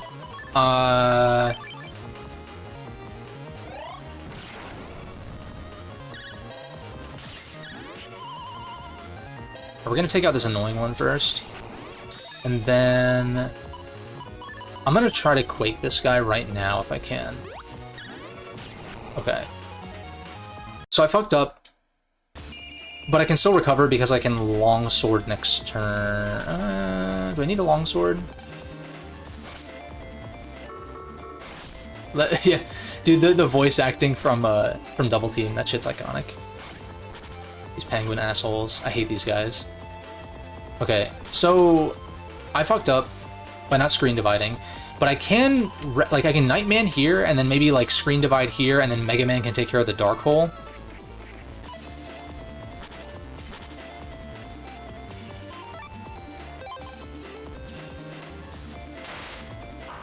No, it's like coming back to me too. It's been a while since I played Double Team though. I think I Gundel sold these guys on the back row here. Okay, and then I can just special chip this guy. I'm not too concerned about one-turn liberation here. Okay, clean. Now what do we got? High Cannon D. Okay, not bad. We will... I'm gonna use Colonel just in case I get HP here. Major hit would be kind of nice too. HP recovery. Okay, fine. I mean, that's kind of what I was just saying. So we take those. Do I Screen Divide? I think I Screen Divide this. No, I'd be surrounded no matter what, right? I don't think it matters, right? I think this is just the best way. Insert Colonel grunts and screams, yeah. Facts. I can in the back row here. Okay, clean as fuck.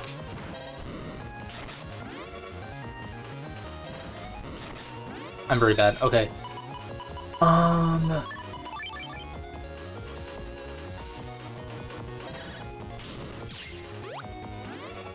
We got him. Alright, we should be fine. Sick.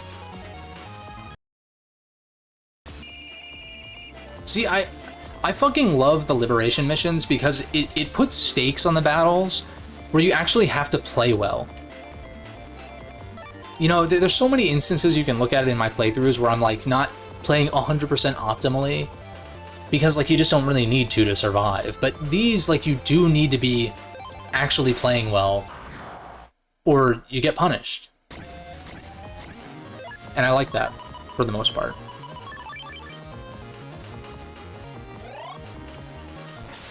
Okay, nah! Damn it. Okay, we're good. I freaked out for a second because I was like, I hate these penguins.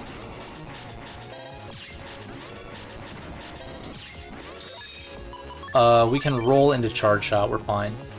We're fine.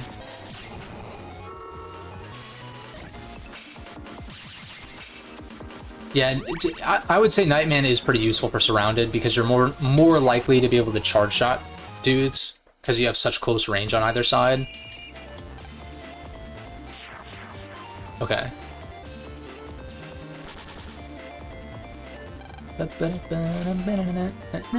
We will just take the damage. It's fine.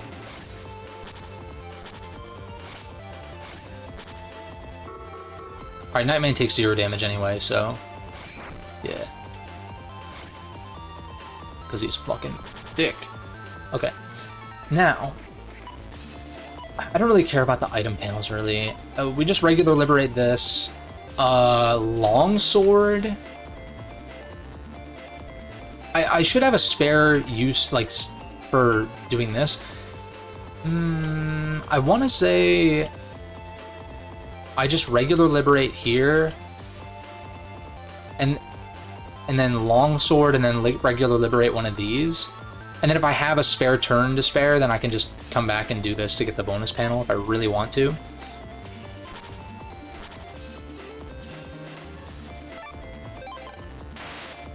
Or, like, if I fuck up one of these liberations, then I can take that detour. So, we're going to... do that. Unfortunately. We fucking got it, dude. I thought I wasn't gonna make it. It doesn't matter here, though. That's the shitty thing.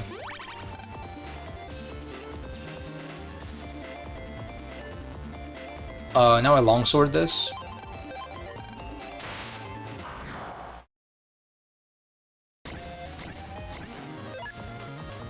Yeah, Magnet Man is a little bit more glass cannon-y, isn't he?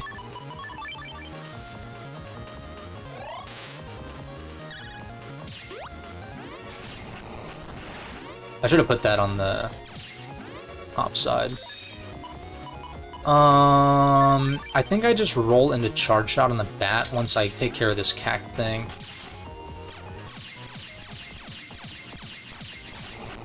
Okay, we got the roll off before our turn ended. So that's good, because I can just charge shot. Pretty low pressure here. Yeah, and I can just cannon if I need to as well.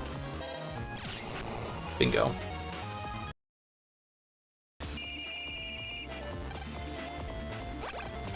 Order points, clean.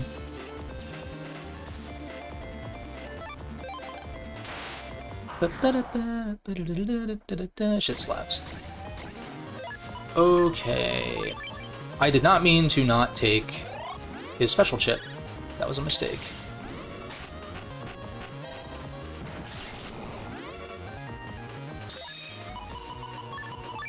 I mean, we could have gotten a one-turn liberation there, but it's fine. It's one that wouldn't have mattered anyhow.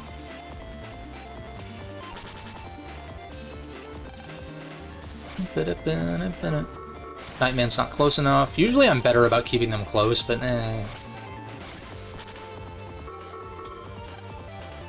And Nightman's not in range to protect, unfortunately. Because I want to say if he's in the red range, he jumps to defend. I think that's how it works. Now this. See, Longsword doesn't help me here. Well, actually, no it does. But, no, actually I think it's regular liberate, screen divide, regular liberate.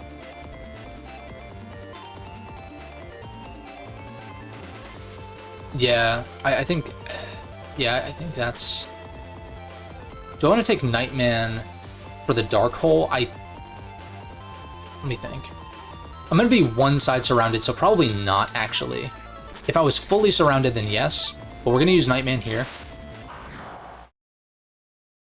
Because I don't want a 4-2 scenario with Nightman, because then his charge shot could potentially be worthless, and I really don't want that. What do I do here? I'm gonna burn these because they don't actually matter right now. And then we're gonna wide sword the Cact Ball.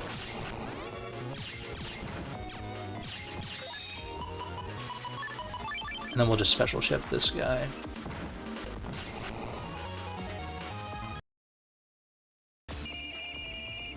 How are we looking on turn count? We're on turn 4 of 9. So turn 4 we get rid of this, turn 5 we get rid of this. We should be good, I think.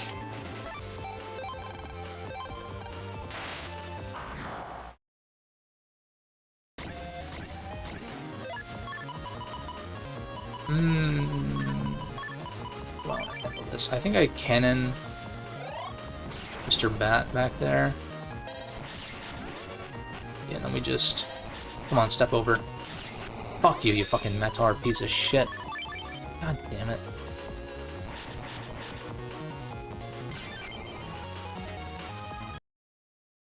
So close. Don't know that it would have mattered, though. Maybe, actually, I don't know. If you use Screen Divide and then you get a 1 turn, do you liberate more? Or does it cap out? Oh, this is unfortunate. I guess this hand could have been worse. That was really fucking bad.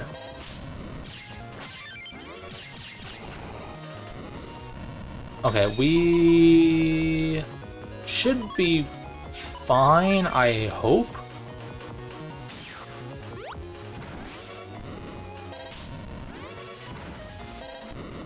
Yeah, I wish that would have, like, landed on someone. Please, please, dude, give me this. Ah, damn it. I think I'm fucked.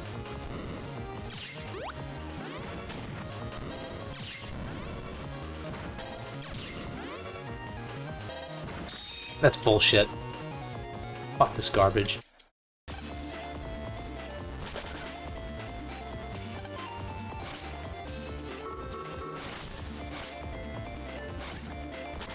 That was some BS, whatever, dude. Let's go. Okay. I might want to longsword this. 1 turn liberation's not affecting much. Yeah. It's probably just if there's ones to, like, their side, maybe. Let me think here. I think I... Alright, Mega Man, can you, like, not fuck this up, please? Even though it's me playing. Okay, we got roll. And then I just need to charge shot the drill. And then I just need to, like, not draw utter garbage. And then we're fine.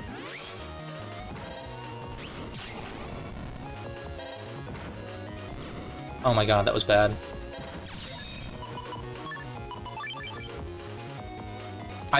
Dude, I hate these crack shot guys on the back row. Okay, that was clean.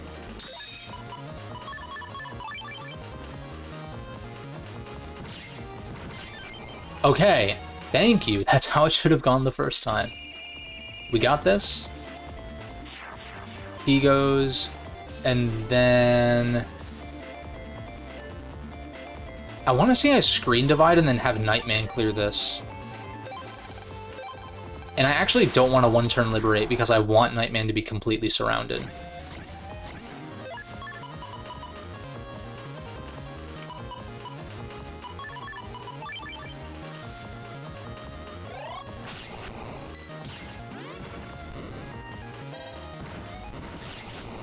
We take those.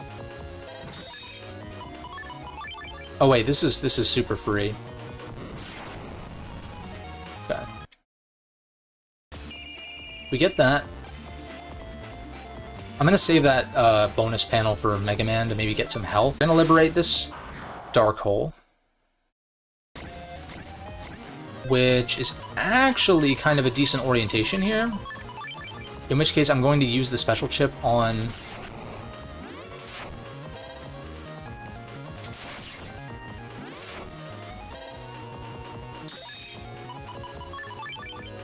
we should be good. We just bait this guy to attack. Yeah, we're fine. Got it. Penguin goes away. Now we just gotta make it to the boss.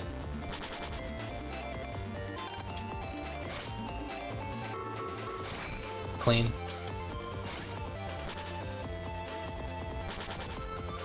Mega Man will use this in case we get health. Battle chip.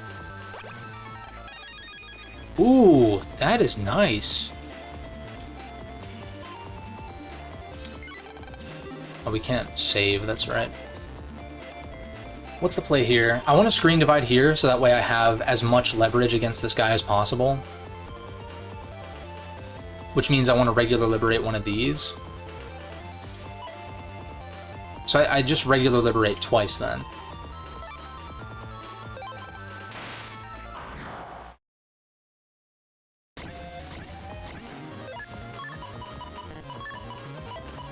Actually, we're just going to take the Quakes here.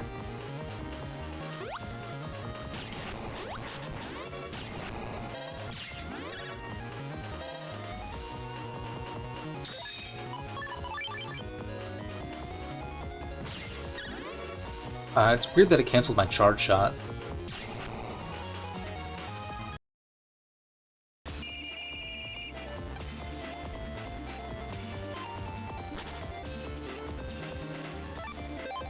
Alright, let's not get a shitty enemy orientation here. That is actually decent because we can do that. Dude, clean. Clean as hell. Look at that shit. There's set rewards. Oh, okay. Interesting. It's just a matter of actually rolling the chip on the roulette. That was a clean one-turn liberate. Makes Colonel's job way easier here.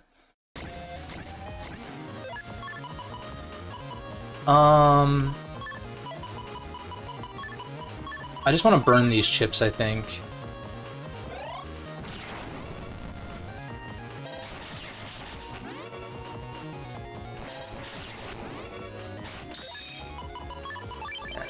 We didn't really need a one-turn liberate here anyhow. Because we're already screen dividing.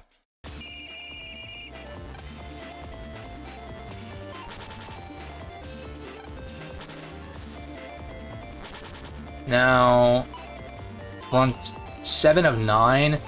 Part of me wants to... Well, what's the point of going back for these bonus panels, really? It's like a seed. The rewards are determined when you start the mission. Oh, okay, gotcha. That's kind of neat. Who do I want to go first?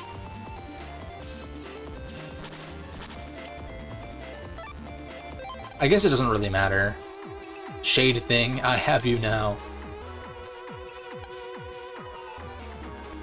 Oh, air spin is obtained that way? That's kind of nice. Those chips are nasty. Especially with, like, gyro, obviously.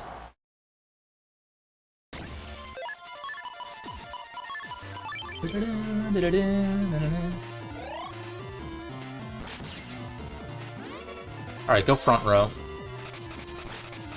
Oh, I definitely moved forward, but whatever. Whatever, man.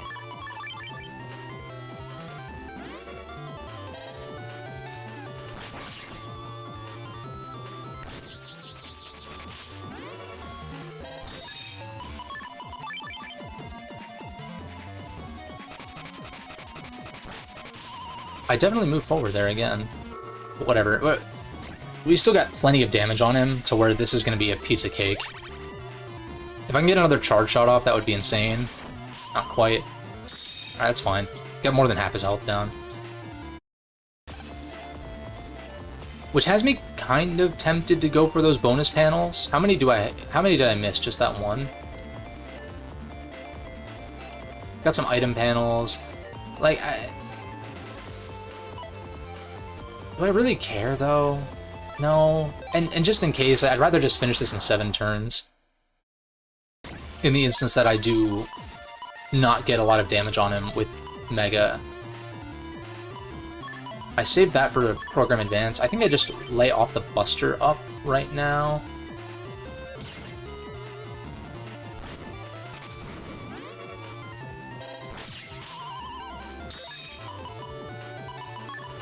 Now we take it.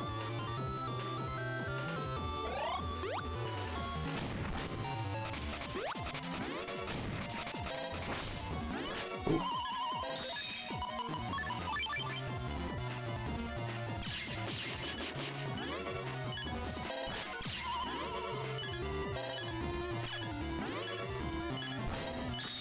Yeah, we didn't get the greatest roll there, but I got half of what I had him at.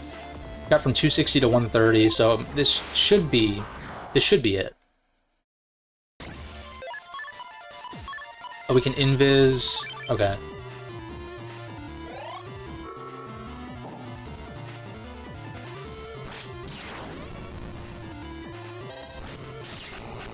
Clean as hell. Unleash the power of wind. Yeah, I mean, like,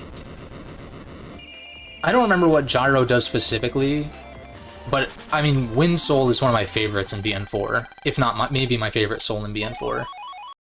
Do we got a Shademan SP for that? That's nuts. That's going in the folder immediately.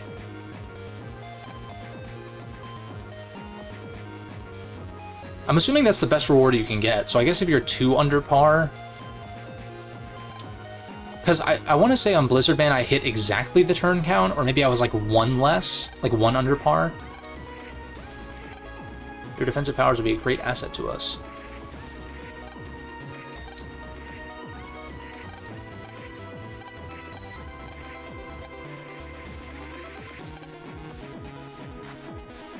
Give me that double soul.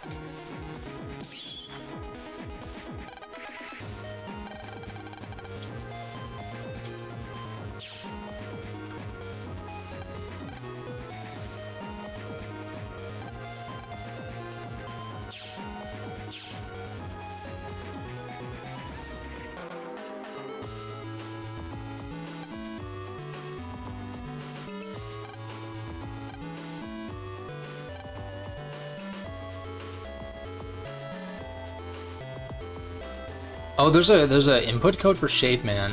Huh. I'm gonna look that up in a second.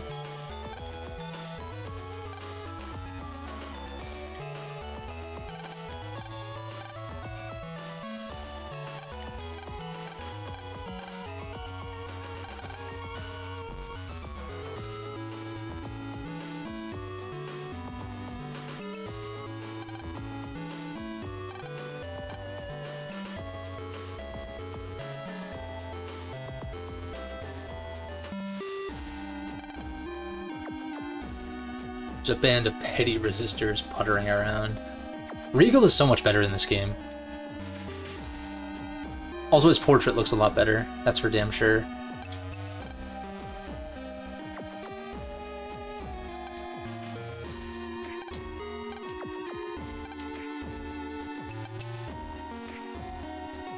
You can paralyze or confuse enemies. Interesting. Isn't it paralyzed by default? Because it's the sonar, like the T-shaped sonar, right?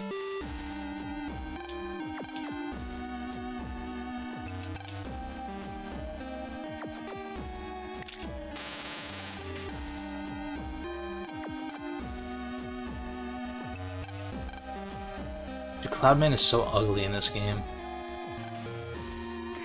He looks like fucking, like, MODOK. or something. The dynamic... Oh, they had dynamic portraits? Like some Persona shit?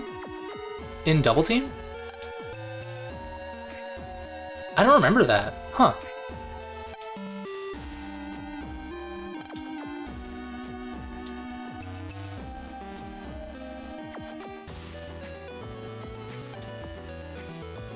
Paralyzes a code. Does pierce invisibility. Ooh.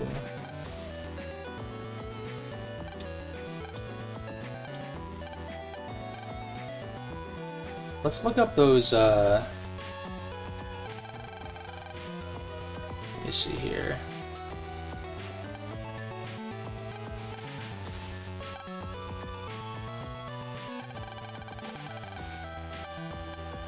These two are adorable.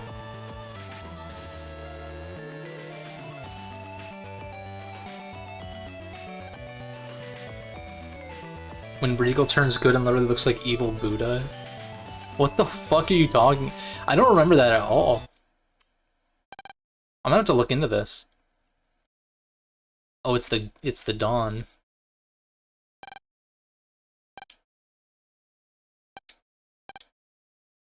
Close, very close.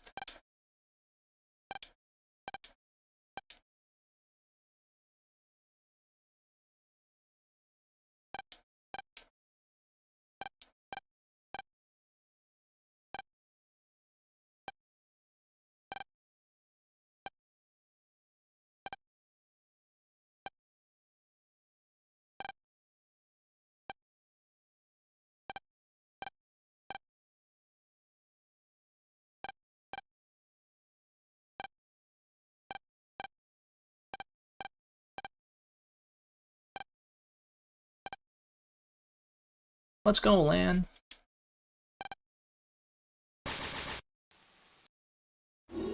Was I gonna look up? BN5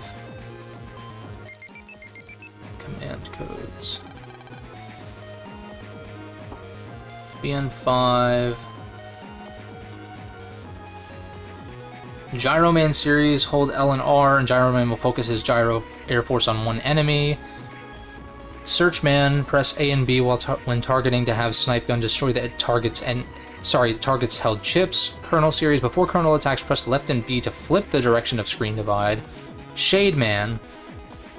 Before Shade Man attacks, press to have crush noise. Down, down, left, right, ooh. Or down, down, left, left? I feel like the confused one is easiest to pull off. It's a reverse Hadouken.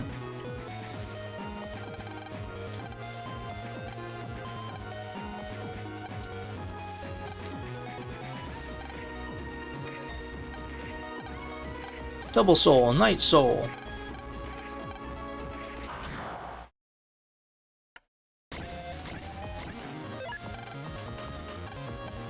Alright, I know how this works already. I like how they show it off with air hockey. That's so busted. And what's funny is you don't even need to charge air hockey for it to do what it needs to do here.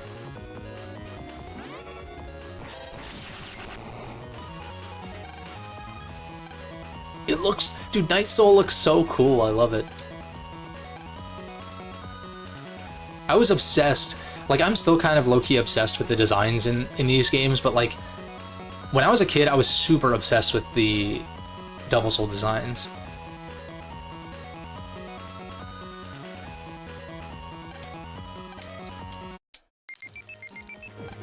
Alright, let me throw this Shade Man chip in here. That's so nasty. What do I cut? I want to throw Navi 20 and this in here.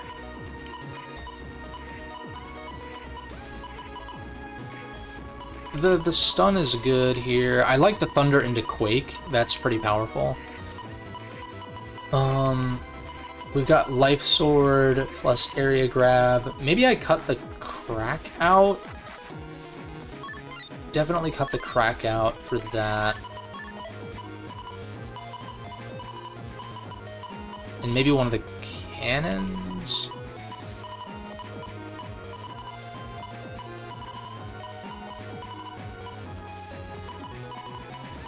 Yeah, I think I just cut a cannon, probably.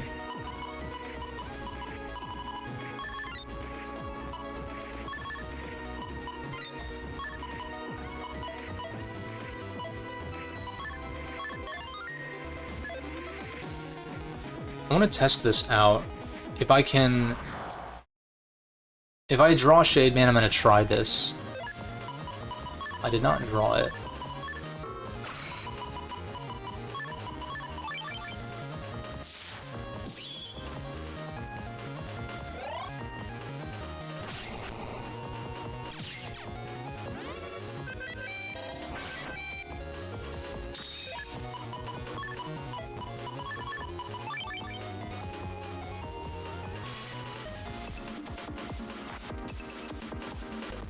I'm just gonna see if I can draw Shade Man, and then we'll try out this, Well, I guess I'm not even close enough for it to matter, right? I would need an area grab first.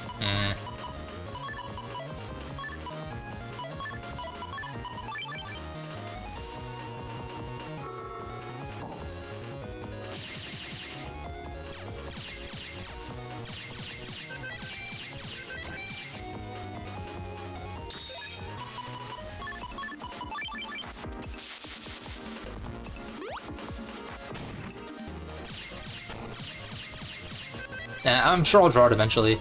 So it's like, it's a reverse Hadouken plus A. I want to check for mystery datas. I know there's mystery data in most of these comps, but I don't know about all of them. No Shade Man. It's at the top of my folder though, so I don't know what the deal is with that.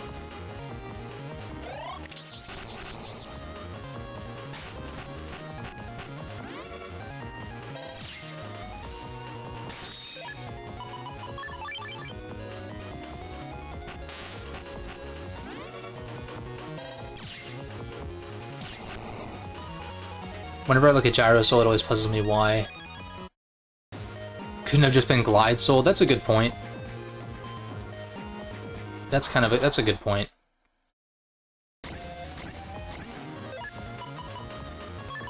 Damn, I'm really just not drawing this, am I?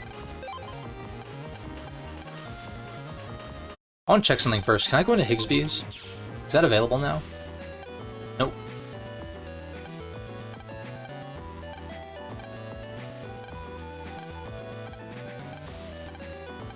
This is a dark chip, isn't it? 10k? 2k? Dark Sonic.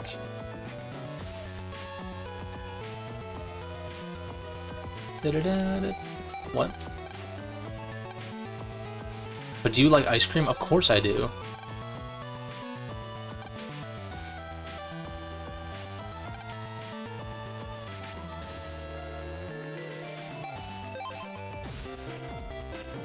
Can I buy this one yet, or that's probably later? Oh no, yeah, you can buy this one for just 500 Zenny. Give me that. Dark Sword Z. What subchips do you have? Unlocker, Full Energy. Oh, I'd like some sneak runs, maybe. Mr. Quiz.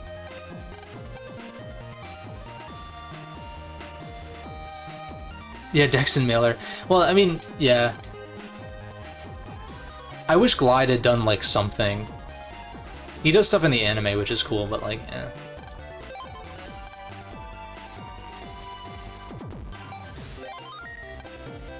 It grinds down hills, yet remains unseen. How many steel drums are outside the old mine? I don't fucking know. I think it's 6, actually. Time. Now it's 10. Okay, fine. Speed, time, 10. I was not paying attention. We can just trial and error it though.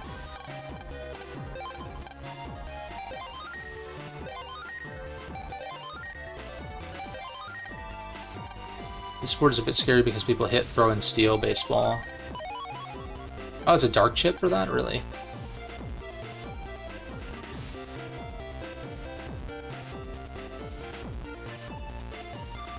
Now I have the cream for an ice cream sandwich. I was gonna say something similar where like he was talking about ice cream and I was like, shit. That would kind of hit right now, though.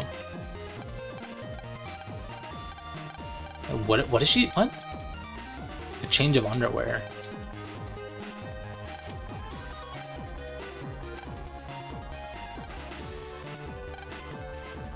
This guy doesn't have his shit together. That reminds me to hydrate.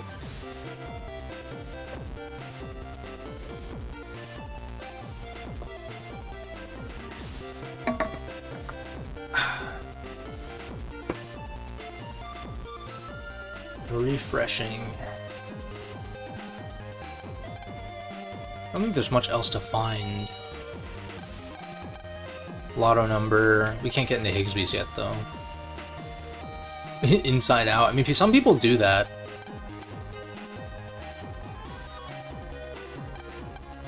I've definitely known people who have done that before, but usually it's in dire circumstances, like you're camping or something. But I always wear fresh clothes every day just because I don't feel clean without it.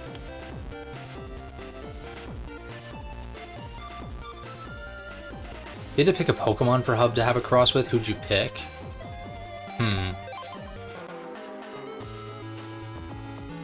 There's so many to choose. My default would be like... My mind jumps to Weavile because that's my favorite Pokemon. But... if you think about Ceruledge and Armarouge from Scarlet and Violet, those guys look like Mega Man characters and I think would be kind of sick if there was a crossover.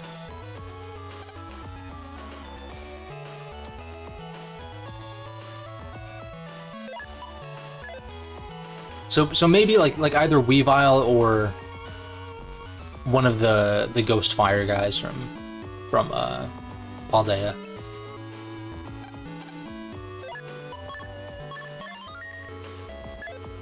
Let me think. Is Mr. Famous here yet? Or can I jack into this crane? I don't remember what the criteria is. Oh wait.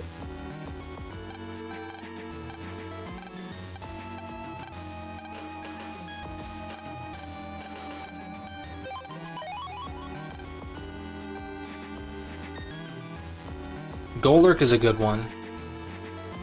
Absol could be cool as well with a little headpiece. I mean, there's a shit ton of good choices for that.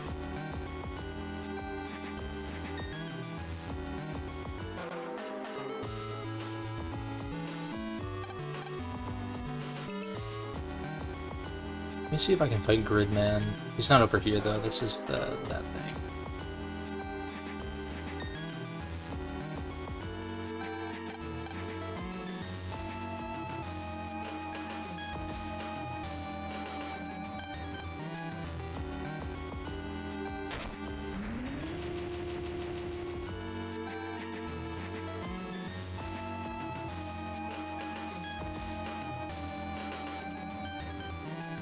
I think I already inspected these, yeah.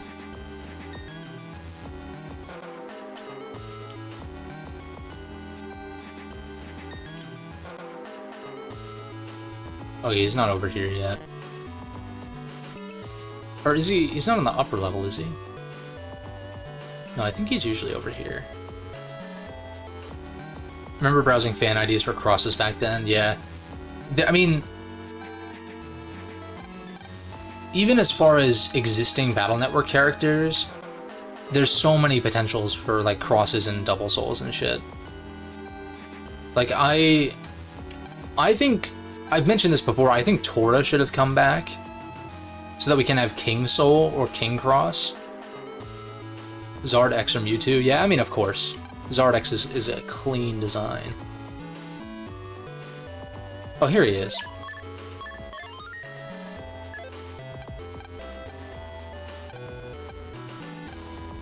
Gallade would be pretty cool. That just jumped to mind. Now I'm thinking of Megas. Other Megas that would be cool. Really most of them.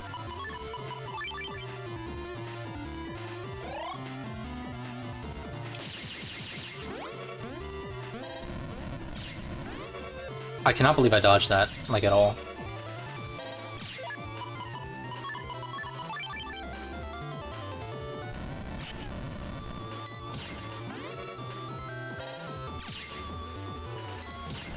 Ow.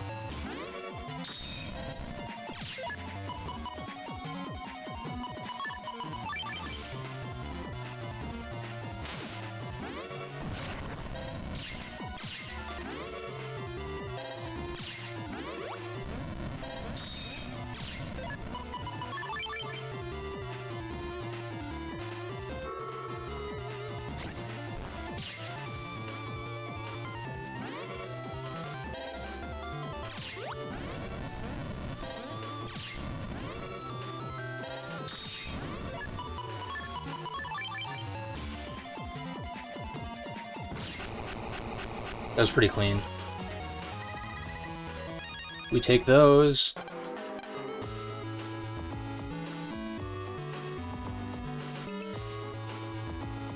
Still upset they wasted 0 EXE. Yeah, I agree.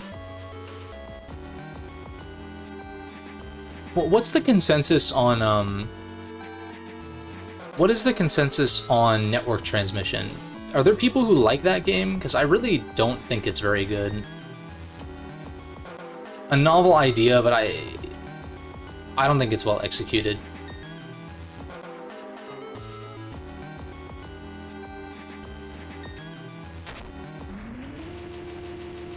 Honestly, I think 0 EXE should be brought back and retconned for BN7. I think that would be sick. Like, and make it just like in the classic X0 timeline. They're diehard fans for it. That's fair. That can be said for pretty much anything. I think, how about this? Like, Wily is gone for BN7, right? Let's say Wily is gone for BN7, but he left behind 0 EXE, kind of like 0 was his last creation in the classic timeline, and 0 EXE is hunting down... Dude, I'm getting, like, this... Okay, inspiration has struck. Like, 0 EXE is just mysteriously hunting down Navis. And I'd hate for them to kill off certain Navis, but at the same time, I wonder if they could do that, if there was a Navi that they could kill off, just for the sake of the impact, and kind of making patch/hub. Like, imagine if... Or even if you frame it like this, where 0 takes out Mega Man EXE. And so Patch gets X.exe, so, like, you know, a variation of Mega Man, but not actually Mega Man. Because I hate that, dude. 0 EXE potentially causing havoc for the kernel and Iris systems. That is a good idea. I was just gonna lament the localization of the Mega Man X games, because, like, his name is X. It's not, like, the game is called Mega Man, like, almost :X, and the character's name is X. So whenever people call X from Mega Man X, whenever they call him Mega Man or Mega Man X, like, that's not his name. And it's like, man, it's just a weird localization thing that bugs me. Not a huge deal, but it's still like, why? It's the same thing that bugs me about Vile and, like, Dr. Vile, but then it's like they're not the same character, and so it's like, if you had just localized him as Vava in Mega Man X, then we wouldn't have had the confusion of Dr. Vile and, like, Wily and, like, whatever. It's a mess. It's not that hard to figure out, but it's also just, like, kind of annoying. A little pet peeve of mine, I guess. Now, we can go ahead and start and at least knock out Squirrel Comp. I think I want to save the bulk of Shadow Man's arc for next time, maybe. But I can at least knock some of this out. Now, I know there's... I really want sneak runs for this, though.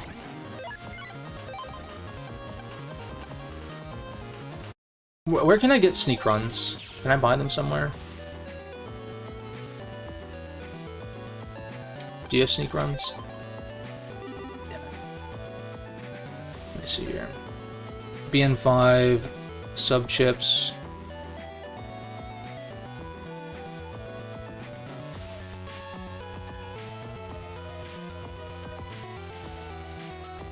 Sub-chip dealer shops.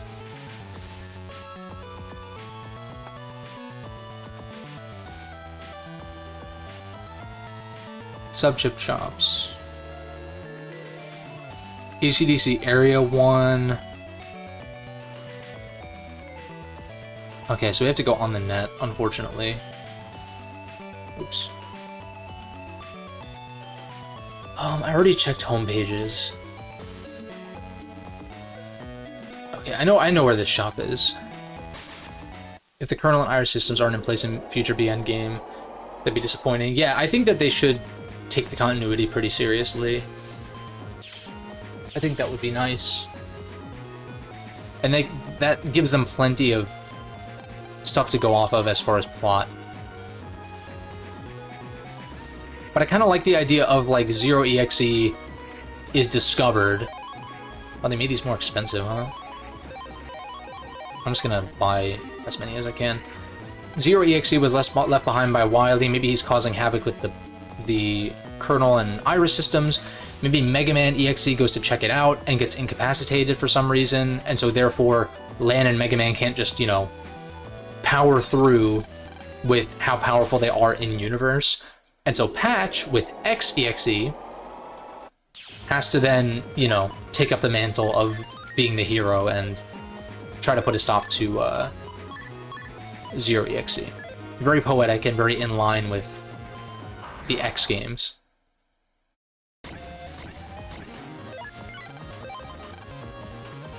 Wow.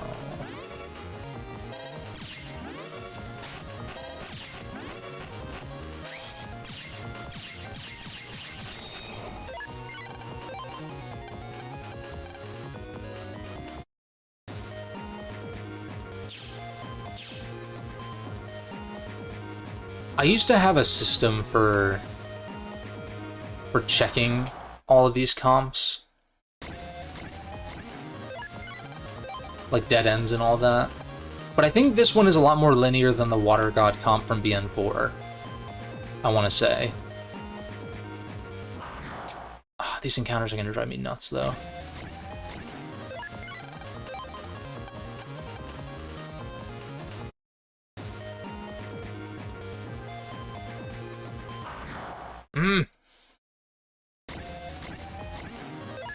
Couple of Legends callbacks.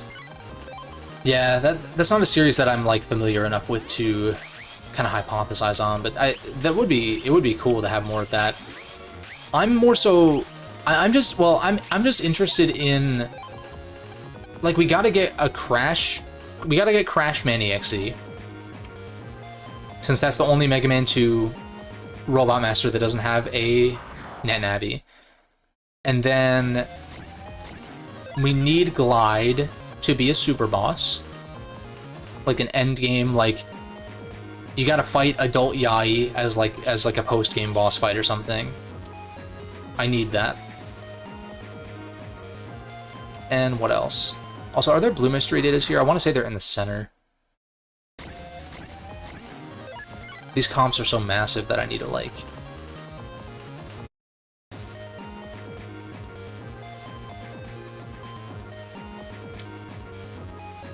I want to say there's an HP mem in here somewhere. Oh, I know. I think I know what my methodology was. It was like, take all the right paths and then go back and then take the left paths, something to that effect.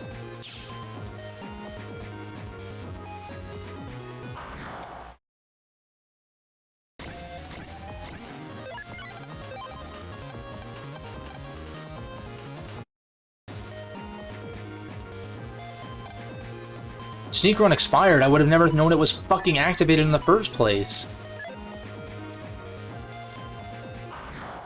Jesus Christ.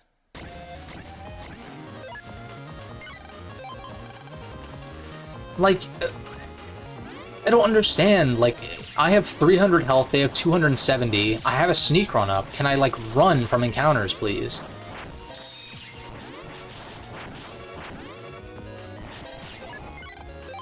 Get me the fuck out of here. It's so frustrating.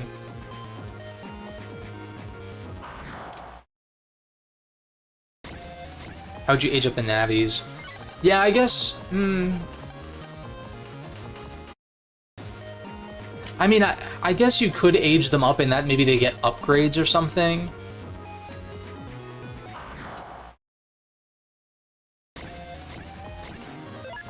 Need animated sprites. I just picture Yayi doing the Oju-sama pompous laugh every time. Yeah.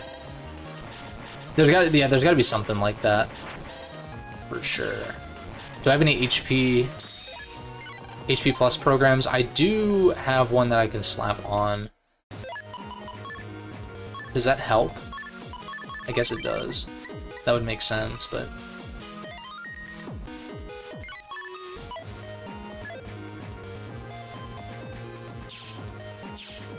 Alright, so I know HP, or blue mystery datas are...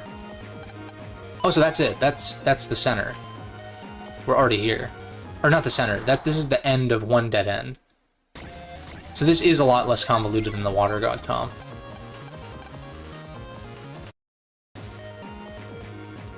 It's more like an actual branching path.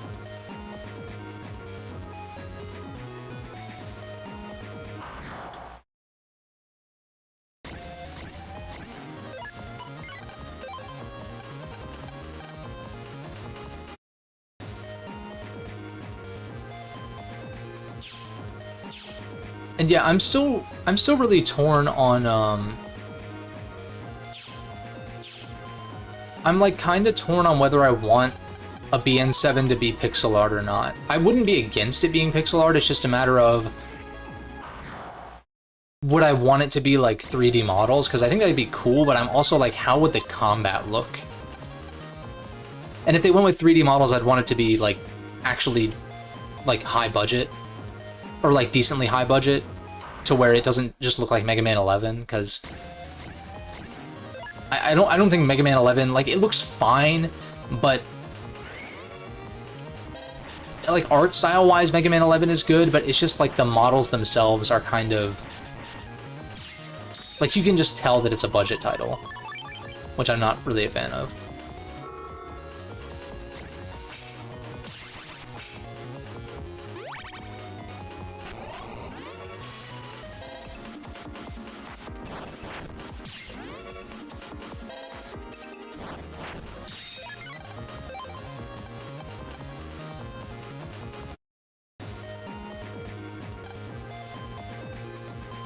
Alright, no blue mystery data there, although there could be one on the corners. I'm not exactly sure how that works.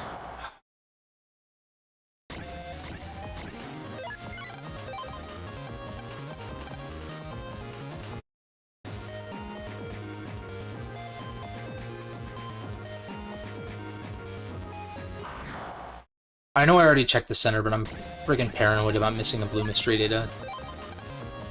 Oh my god.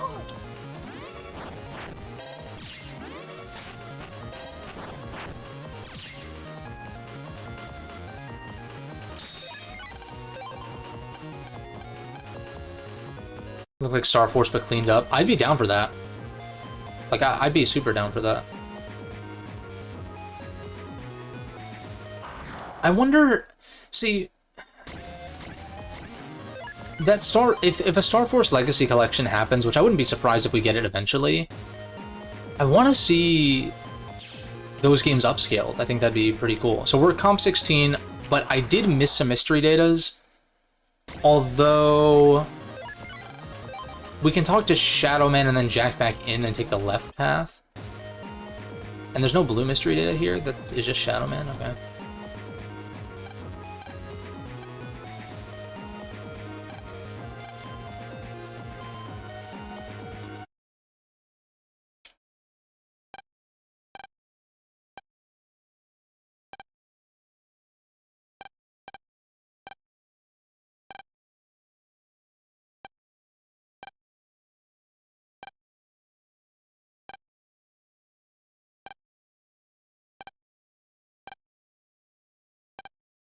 See, this scenario just makes sense for Shadow Man.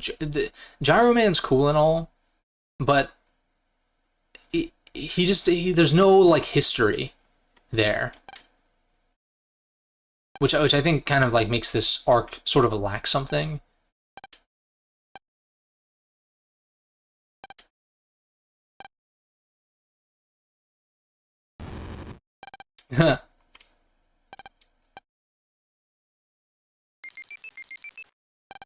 Just poofs out of there.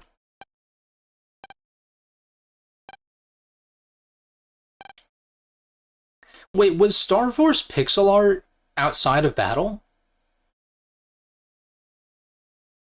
I want to say it was, but I forget.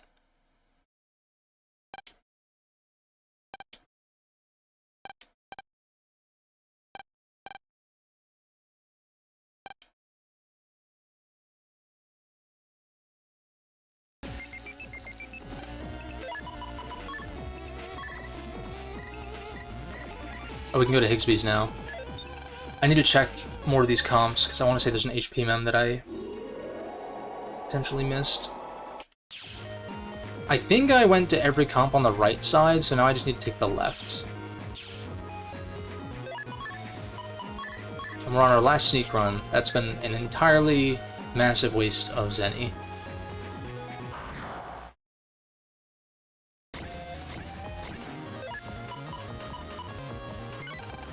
I know it's... Oh, it let me run, wow.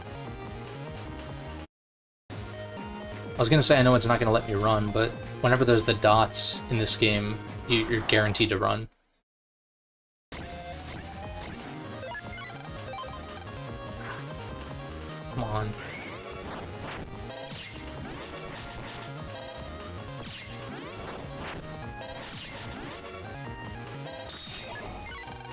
I want to say it was pixel art out of battle, in battle.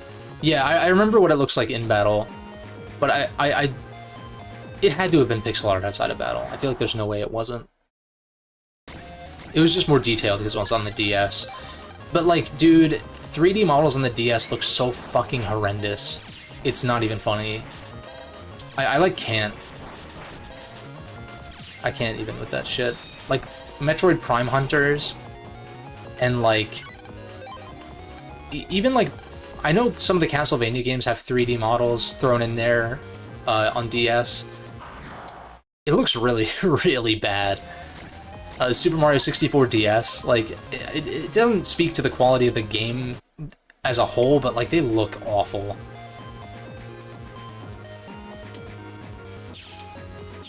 And it reminds me a lot of like N64 PS1 gen, which, again, I grew up with, but that shit looks fucking terrible these days.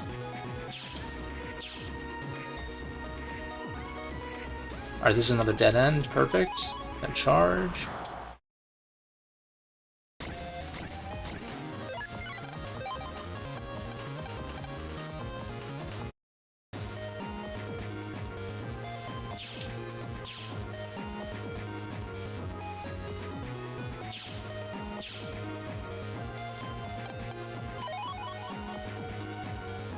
Alright, let's take right path first.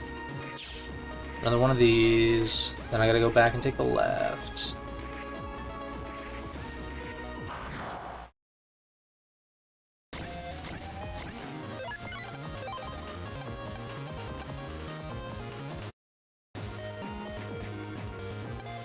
Alright, now we're gonna get even more encounters, probably. Pump 8, this is another dead end. Got the HP mem, 420. Lays that shit. And then we head back down this way, take the left, and I think that's every comp. Yeah, some 3D models look better than others. 2D Metroid, I mean, I'm always gonna prefer pixel art to like low poly 3D. Always. It's like N64 was my first system, but at least visually, and really in most aspects, in my opinion, the Super Nintendo generation has like more games that stand the test of time than the N64 PS1 generation.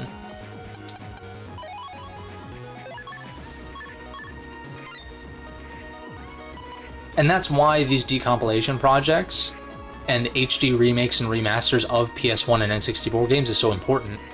Because those games are good, there's great stuff on there, but in their vanilla state, it's really lacking in so many ways.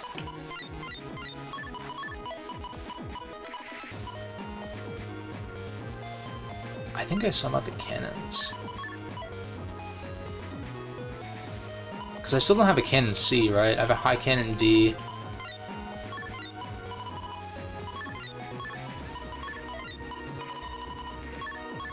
What are my dark chips looking like? I don't have any, no Chaos Unison potential yet. In fact, the only one I could use is this for Kernel Soul. Actually, that's kind of busted that you get Dark Thunder this early in Proto Man. But what I was gonna say was, regarding the encounter rate, it is clearly pretty egregious in this game. But at the same time, it's not really something that I pay super, like, much mind to. Like, I couldn't... If you asked me to, like, compare encounter rates across these games, or, like, whatever, I could not tell you which one has the best or worst encounter rate. Bubble Wrap. I'm very poor, apparently. It's like encounter rate is one of those things where you just kind of feel when it's bad, you know. Alright, lotto numbers. Let's see here. MMBN 5, lotto. Whoops. Gonna go to GameFAQs for nostalgia's sake. Oh, we have compression codes in this game again. Numberman codes. Alright, we can get some pretty busted shit through this. I don't know that I'm gonna use, like, all of it, but...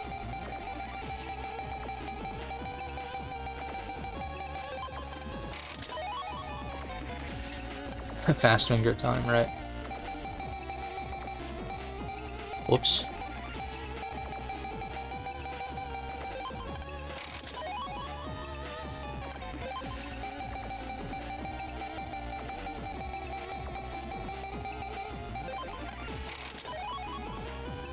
Anti-recovery.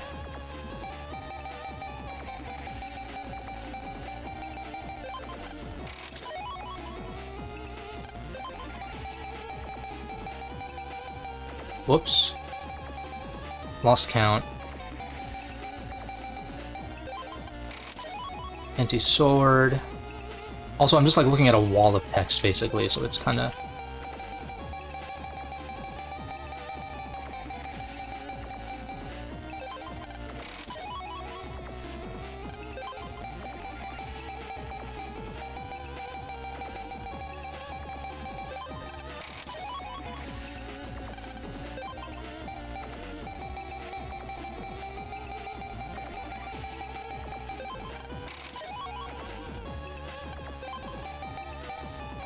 Damn it, I lost count again.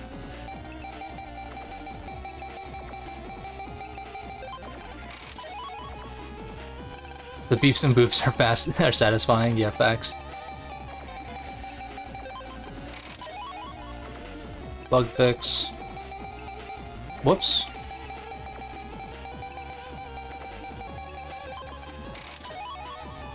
That was bug fix. I'm gonna scroll down every so often so I don't get confused.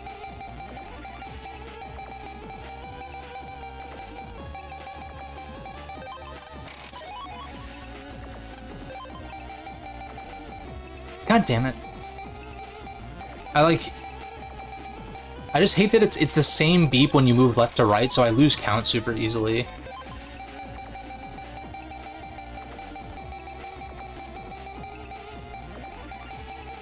See, like right there, I thought I inputted a 4 instead of a 5 by accident, so I had to check.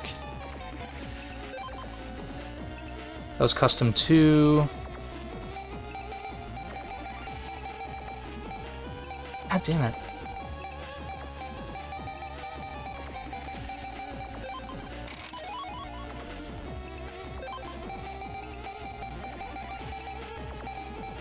This one's nasty.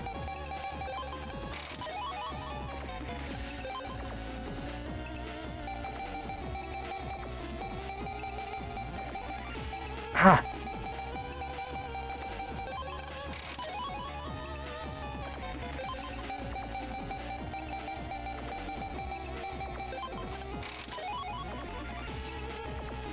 Dude, there's a lot of codes for this game. Holy shit.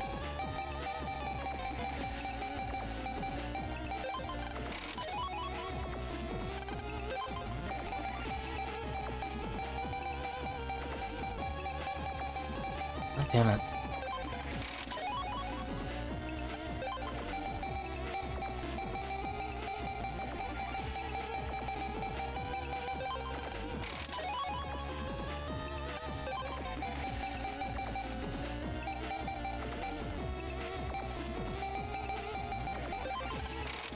But I'd rather just get all these now, even though I could just do this off stream. But you know what?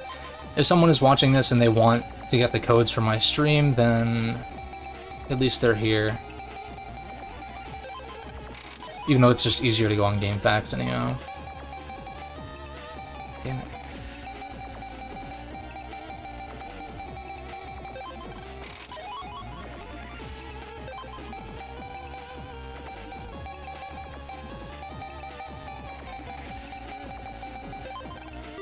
God damn it, I knew I misinputted there.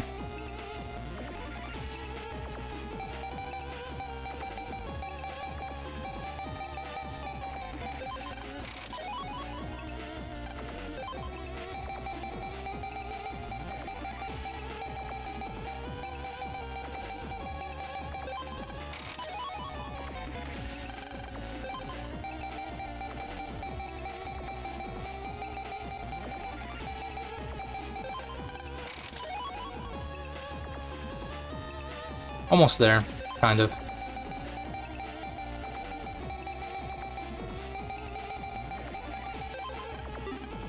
Fuck, damn it.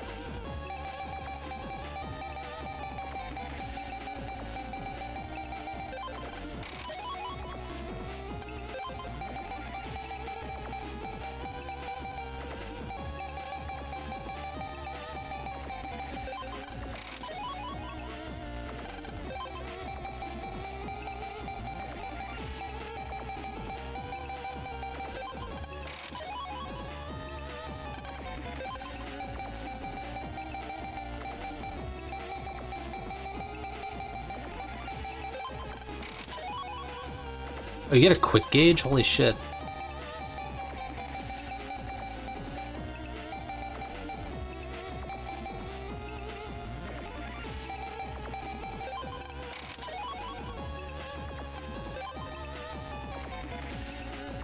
Django Sprite in BN5.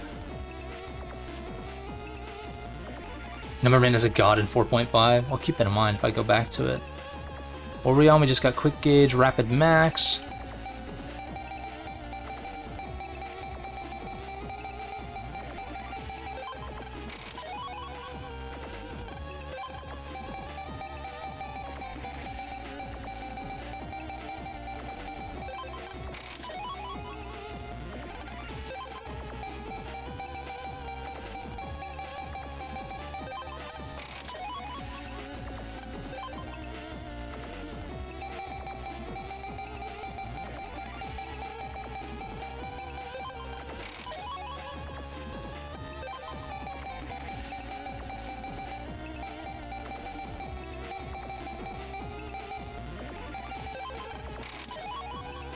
Soul time.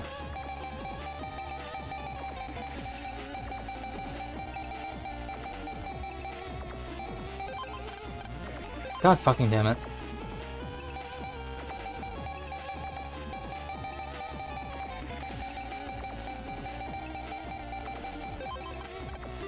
What?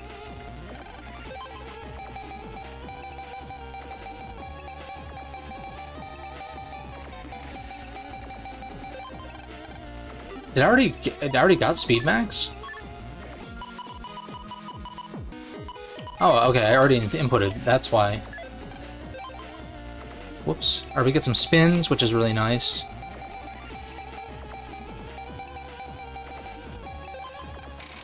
Dude, I don't know what's wrong with me today. I think it might be the caffeine.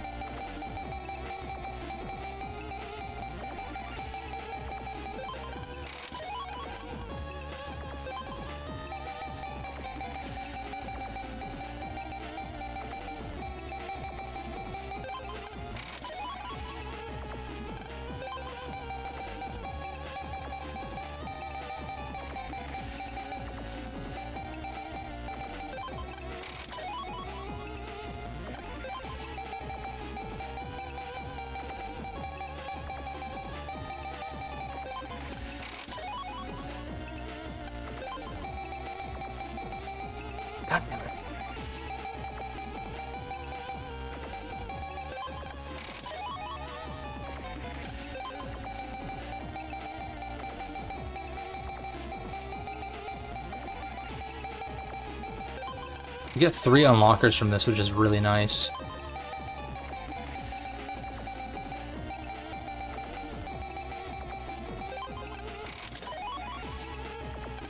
Two more.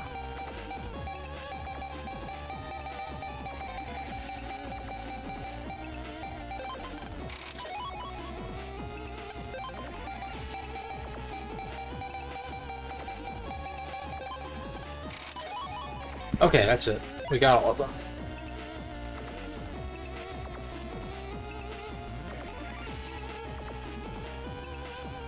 Okay. What can I throw in here that's worth using? Start with Barrier. Buster Pack. This is the bugged one, right? Body Pack.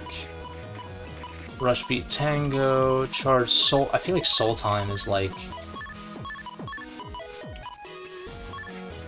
We don't have Spin Yellow, Pink, or White, right? Yeah.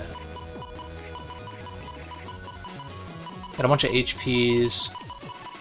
Which I can't even use the 500s, right? Yeah.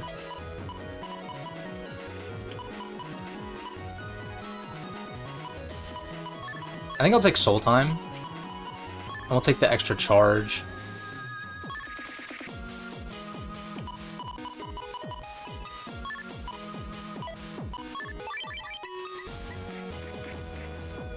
It shouldn't be bugged? Is it only bugged in BN4? Let me see.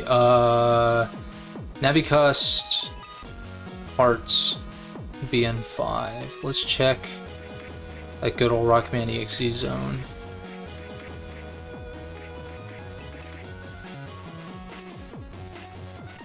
Hearts.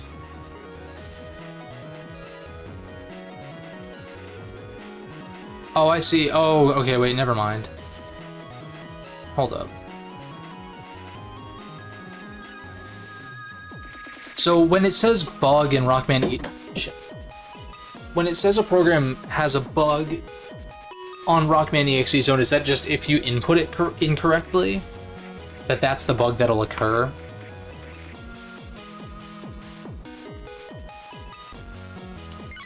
Because if Buster Pack is not bugged, then I feel like even then, maybe, I like Soul Time, though, but...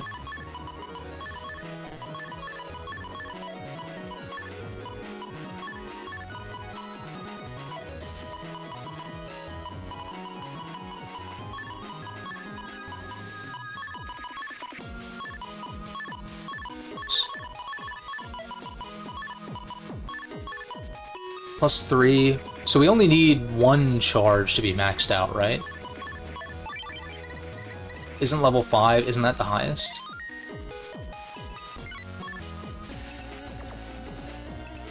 Attack 5, speed 5, charge 5, yeah, that's clean.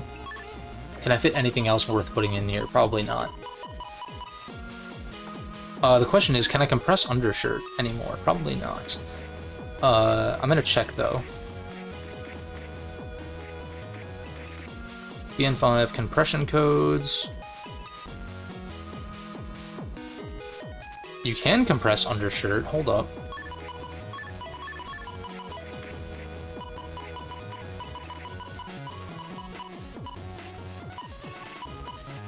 So isn't you hold right?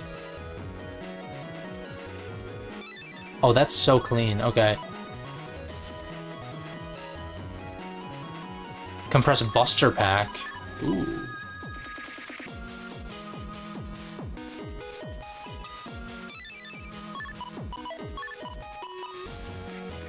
I wish I had Spin White.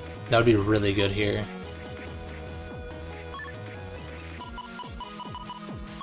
Or wait a second. We actually can still... Where did undershirt go? Right here. I wish I could squeeze Soul Time in here, but we are a little bit short on that. I'm gonna do all the compression codes right now. Just so that they're done. Mega Folder 2. Fast Barrier. Or is it first barrier? Body pack.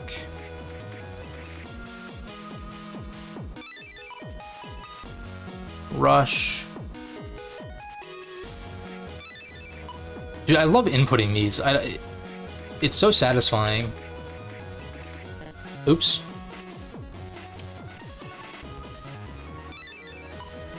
Tango. Oops. Dude, why do I keep fucking this one up? And that's it.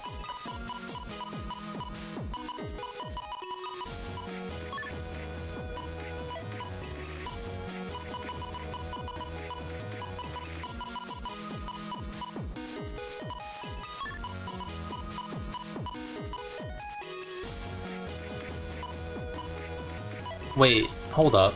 Can I think I can fit... No, I can't. Never mind. Never mind.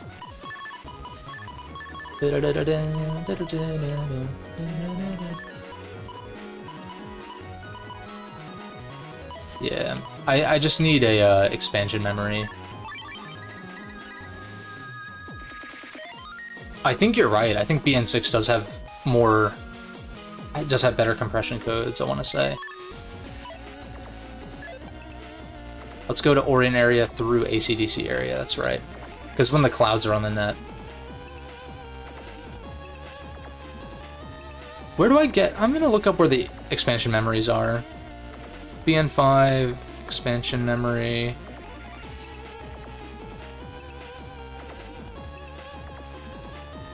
Shipcom 4, which we have to do the kernel scenario first. Second one's Undernet 3, damn it.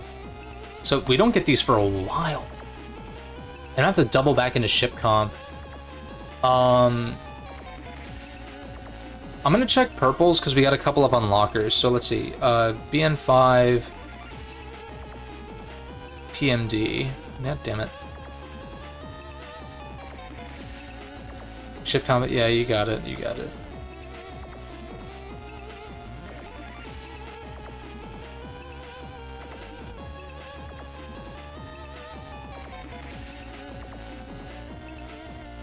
Mystery data. There's usually a game facts guide. I don't know why this isn't coming up. Purple mystery data. Alright, here's a guide for all of the blue and purple mystery datas.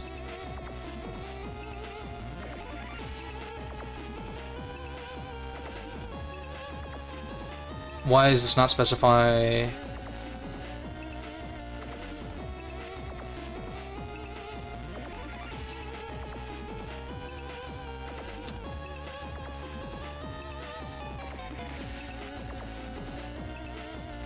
Let's see if this one works. No, okay. I guess I'll just do purples as I see them. And, I'll just worry about getting all of them later on. Because it's gonna be a while before I get to Undernet 3 for that purple. Assuming it is a purple, I want to say it is. One bug frag.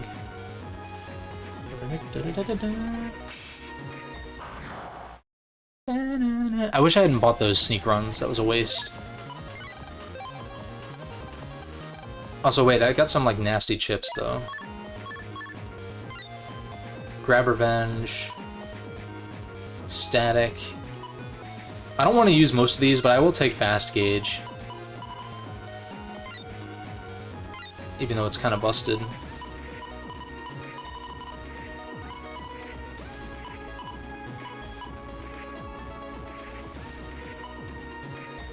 I feel like Tornado should go. Actually, no, the cannons should probably go first.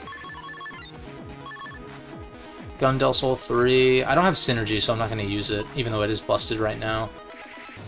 Django SP, also busted, but I don't want to use like the super OP stuff right now.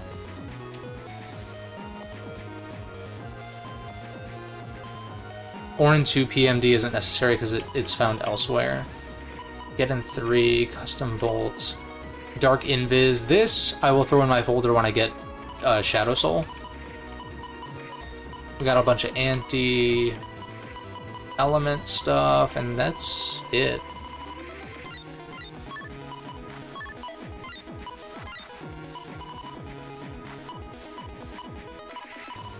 I might throw Static in here.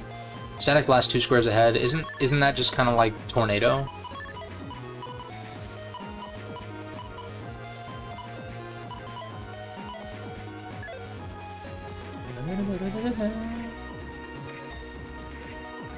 Let's use Dex's code. Or sorry, this is Yai's. We don't have Yai code yet. Interesting. Why? Dude, why Yai's HP isn't even that helpful? It's like so out of the way. So why did they not give you the code this early? That doesn't make any sense. It used to be, like in the older games, it was quicker to take your friends' home pages. This one's just kind of nonsensical. Double Crack. That's a new chip, I think. I don't think I had that one. There's a green. Barrier S. You want to say it has Snake? How was it that they nerfed Snakes from BN3 to BN4 and 5? Is it that it does less damage? Or does it, like, not hone in? Or it doesn't pierce or something? Get Dex code. There's a purple.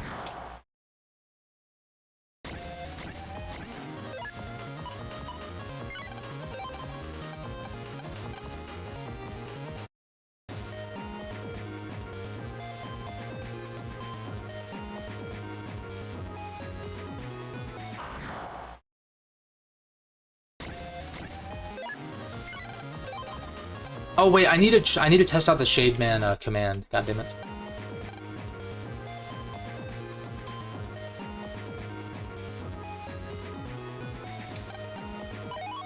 Wait, how do I even get to that one?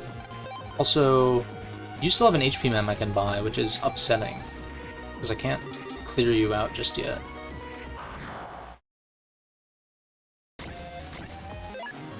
I'm probably gonna get all the PMDs like I did in BN2 and 3, though. Or at least, okay, BN3, I still need to do, like, post-game stuff in BN3. Where is that purple? How do I... Hold up. I guess I didn't take the path that...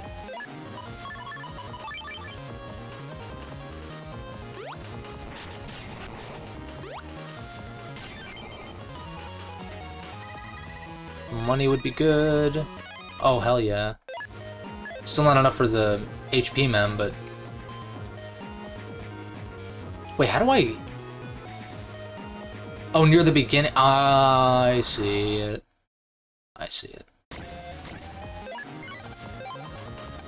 Next time I draw Shade Man, I gotta remember to try that, Reverse Hadouken for the Confuse. I kind of want to try the other one, but it's like left, down left, and then right, which is weird. That's like an awkward input. Black Bomb R. You could do worse. Without Napalm Soul, though, I mean, like...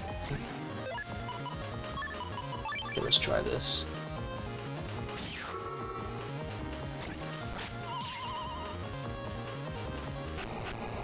I don't understand. That one's weird. I'm guessing Shademan has to appear first, and then you have to do... I guess you have to release A, and then do the thing. Okay, I'm gonna try it again. Well, I'm gonna try it every single time, but we'll see if I can nail it this next time.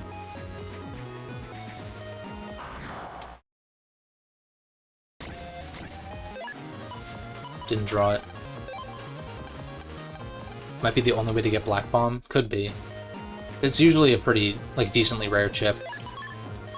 I kind of want to fight Blizzard Man. I forget where he is exactly, though. I think he's up in the corner.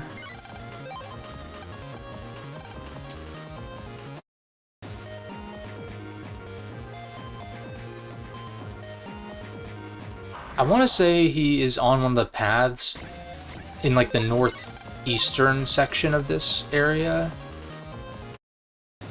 but I don't remember precisely. So I'm just gonna check all the corners.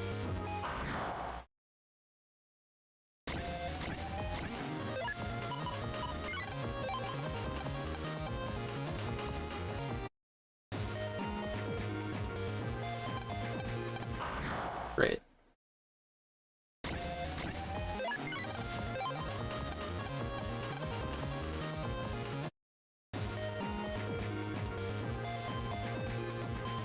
I think he's over here somewhere.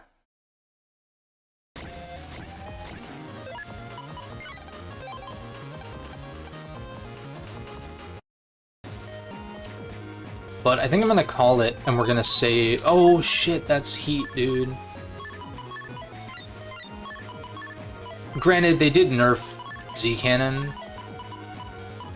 Or I guess they call it something else, Gig Cannon, but it's still something. What do I cut, though?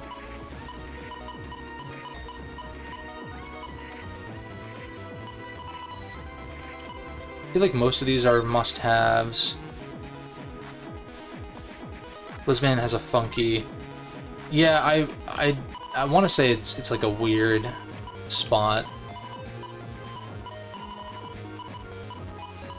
Like the thunder. What other Bs do I have? Not really much. I still kind of want to run Blizzardman just because it's like a mega chip, and until I get better ones, then yeah. And then Thunder into Blizzardman is actually pretty good. Gun Del Sol, and then the extra Quake is also, it's just nice synergy. What do I cut here? Do I cut anything for this program advance? Maybe not.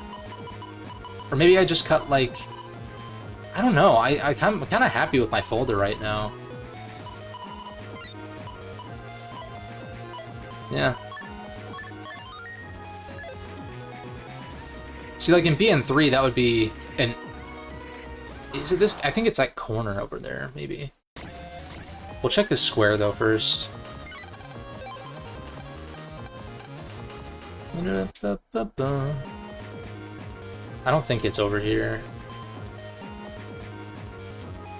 I want to say... it's this corner. If not, I'm just gonna... I'm gonna go on, what is it, like Cossack something or other, Dr. Cossack's lab.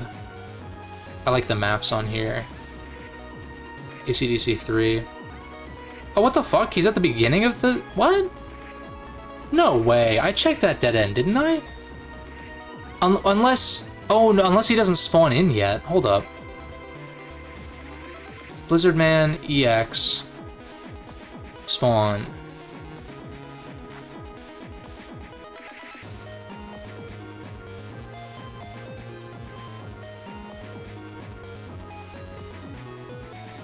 Or Blizzardman Beta.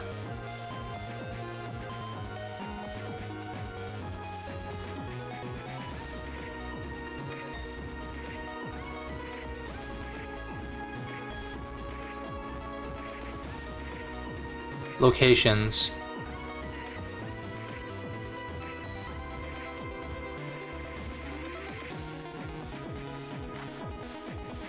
Oh.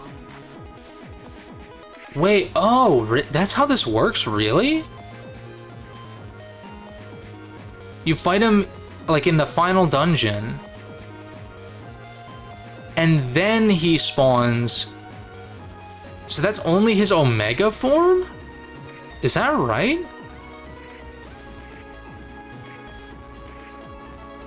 That doesn't seem right. Is that actually... Wow. Huh. So they don't actually spawn until post-game? That's really weird.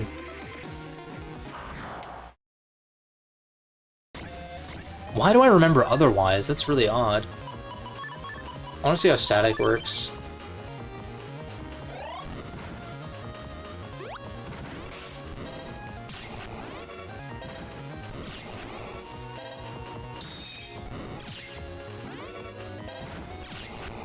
Wait, how does static work, though?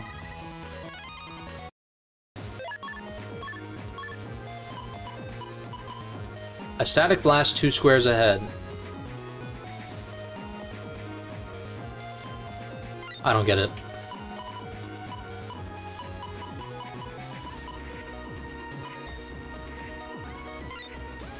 Evil chip. Consumes custom gauge.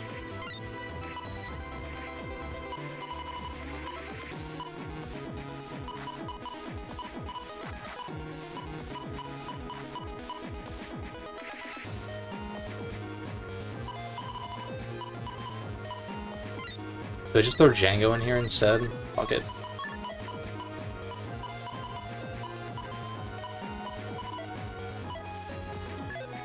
Alright, so before we enter here, because there's going to be a cutscene explaining what's going on, I'm going to call it. I want to keep playing, but I'm also like, been going for 3 hours. Let's pace ourselves, you know? Next time, Shadow Man. And maybe some preliminary Tomahawk stuff, just because that arc is pretty long. I think the arcs get kind of like longer and longer as we go, sort of. Like Tomahawks is kind of long, and then Number is also kind of on the longer side, and then I want to say Toadman's is pretty quick.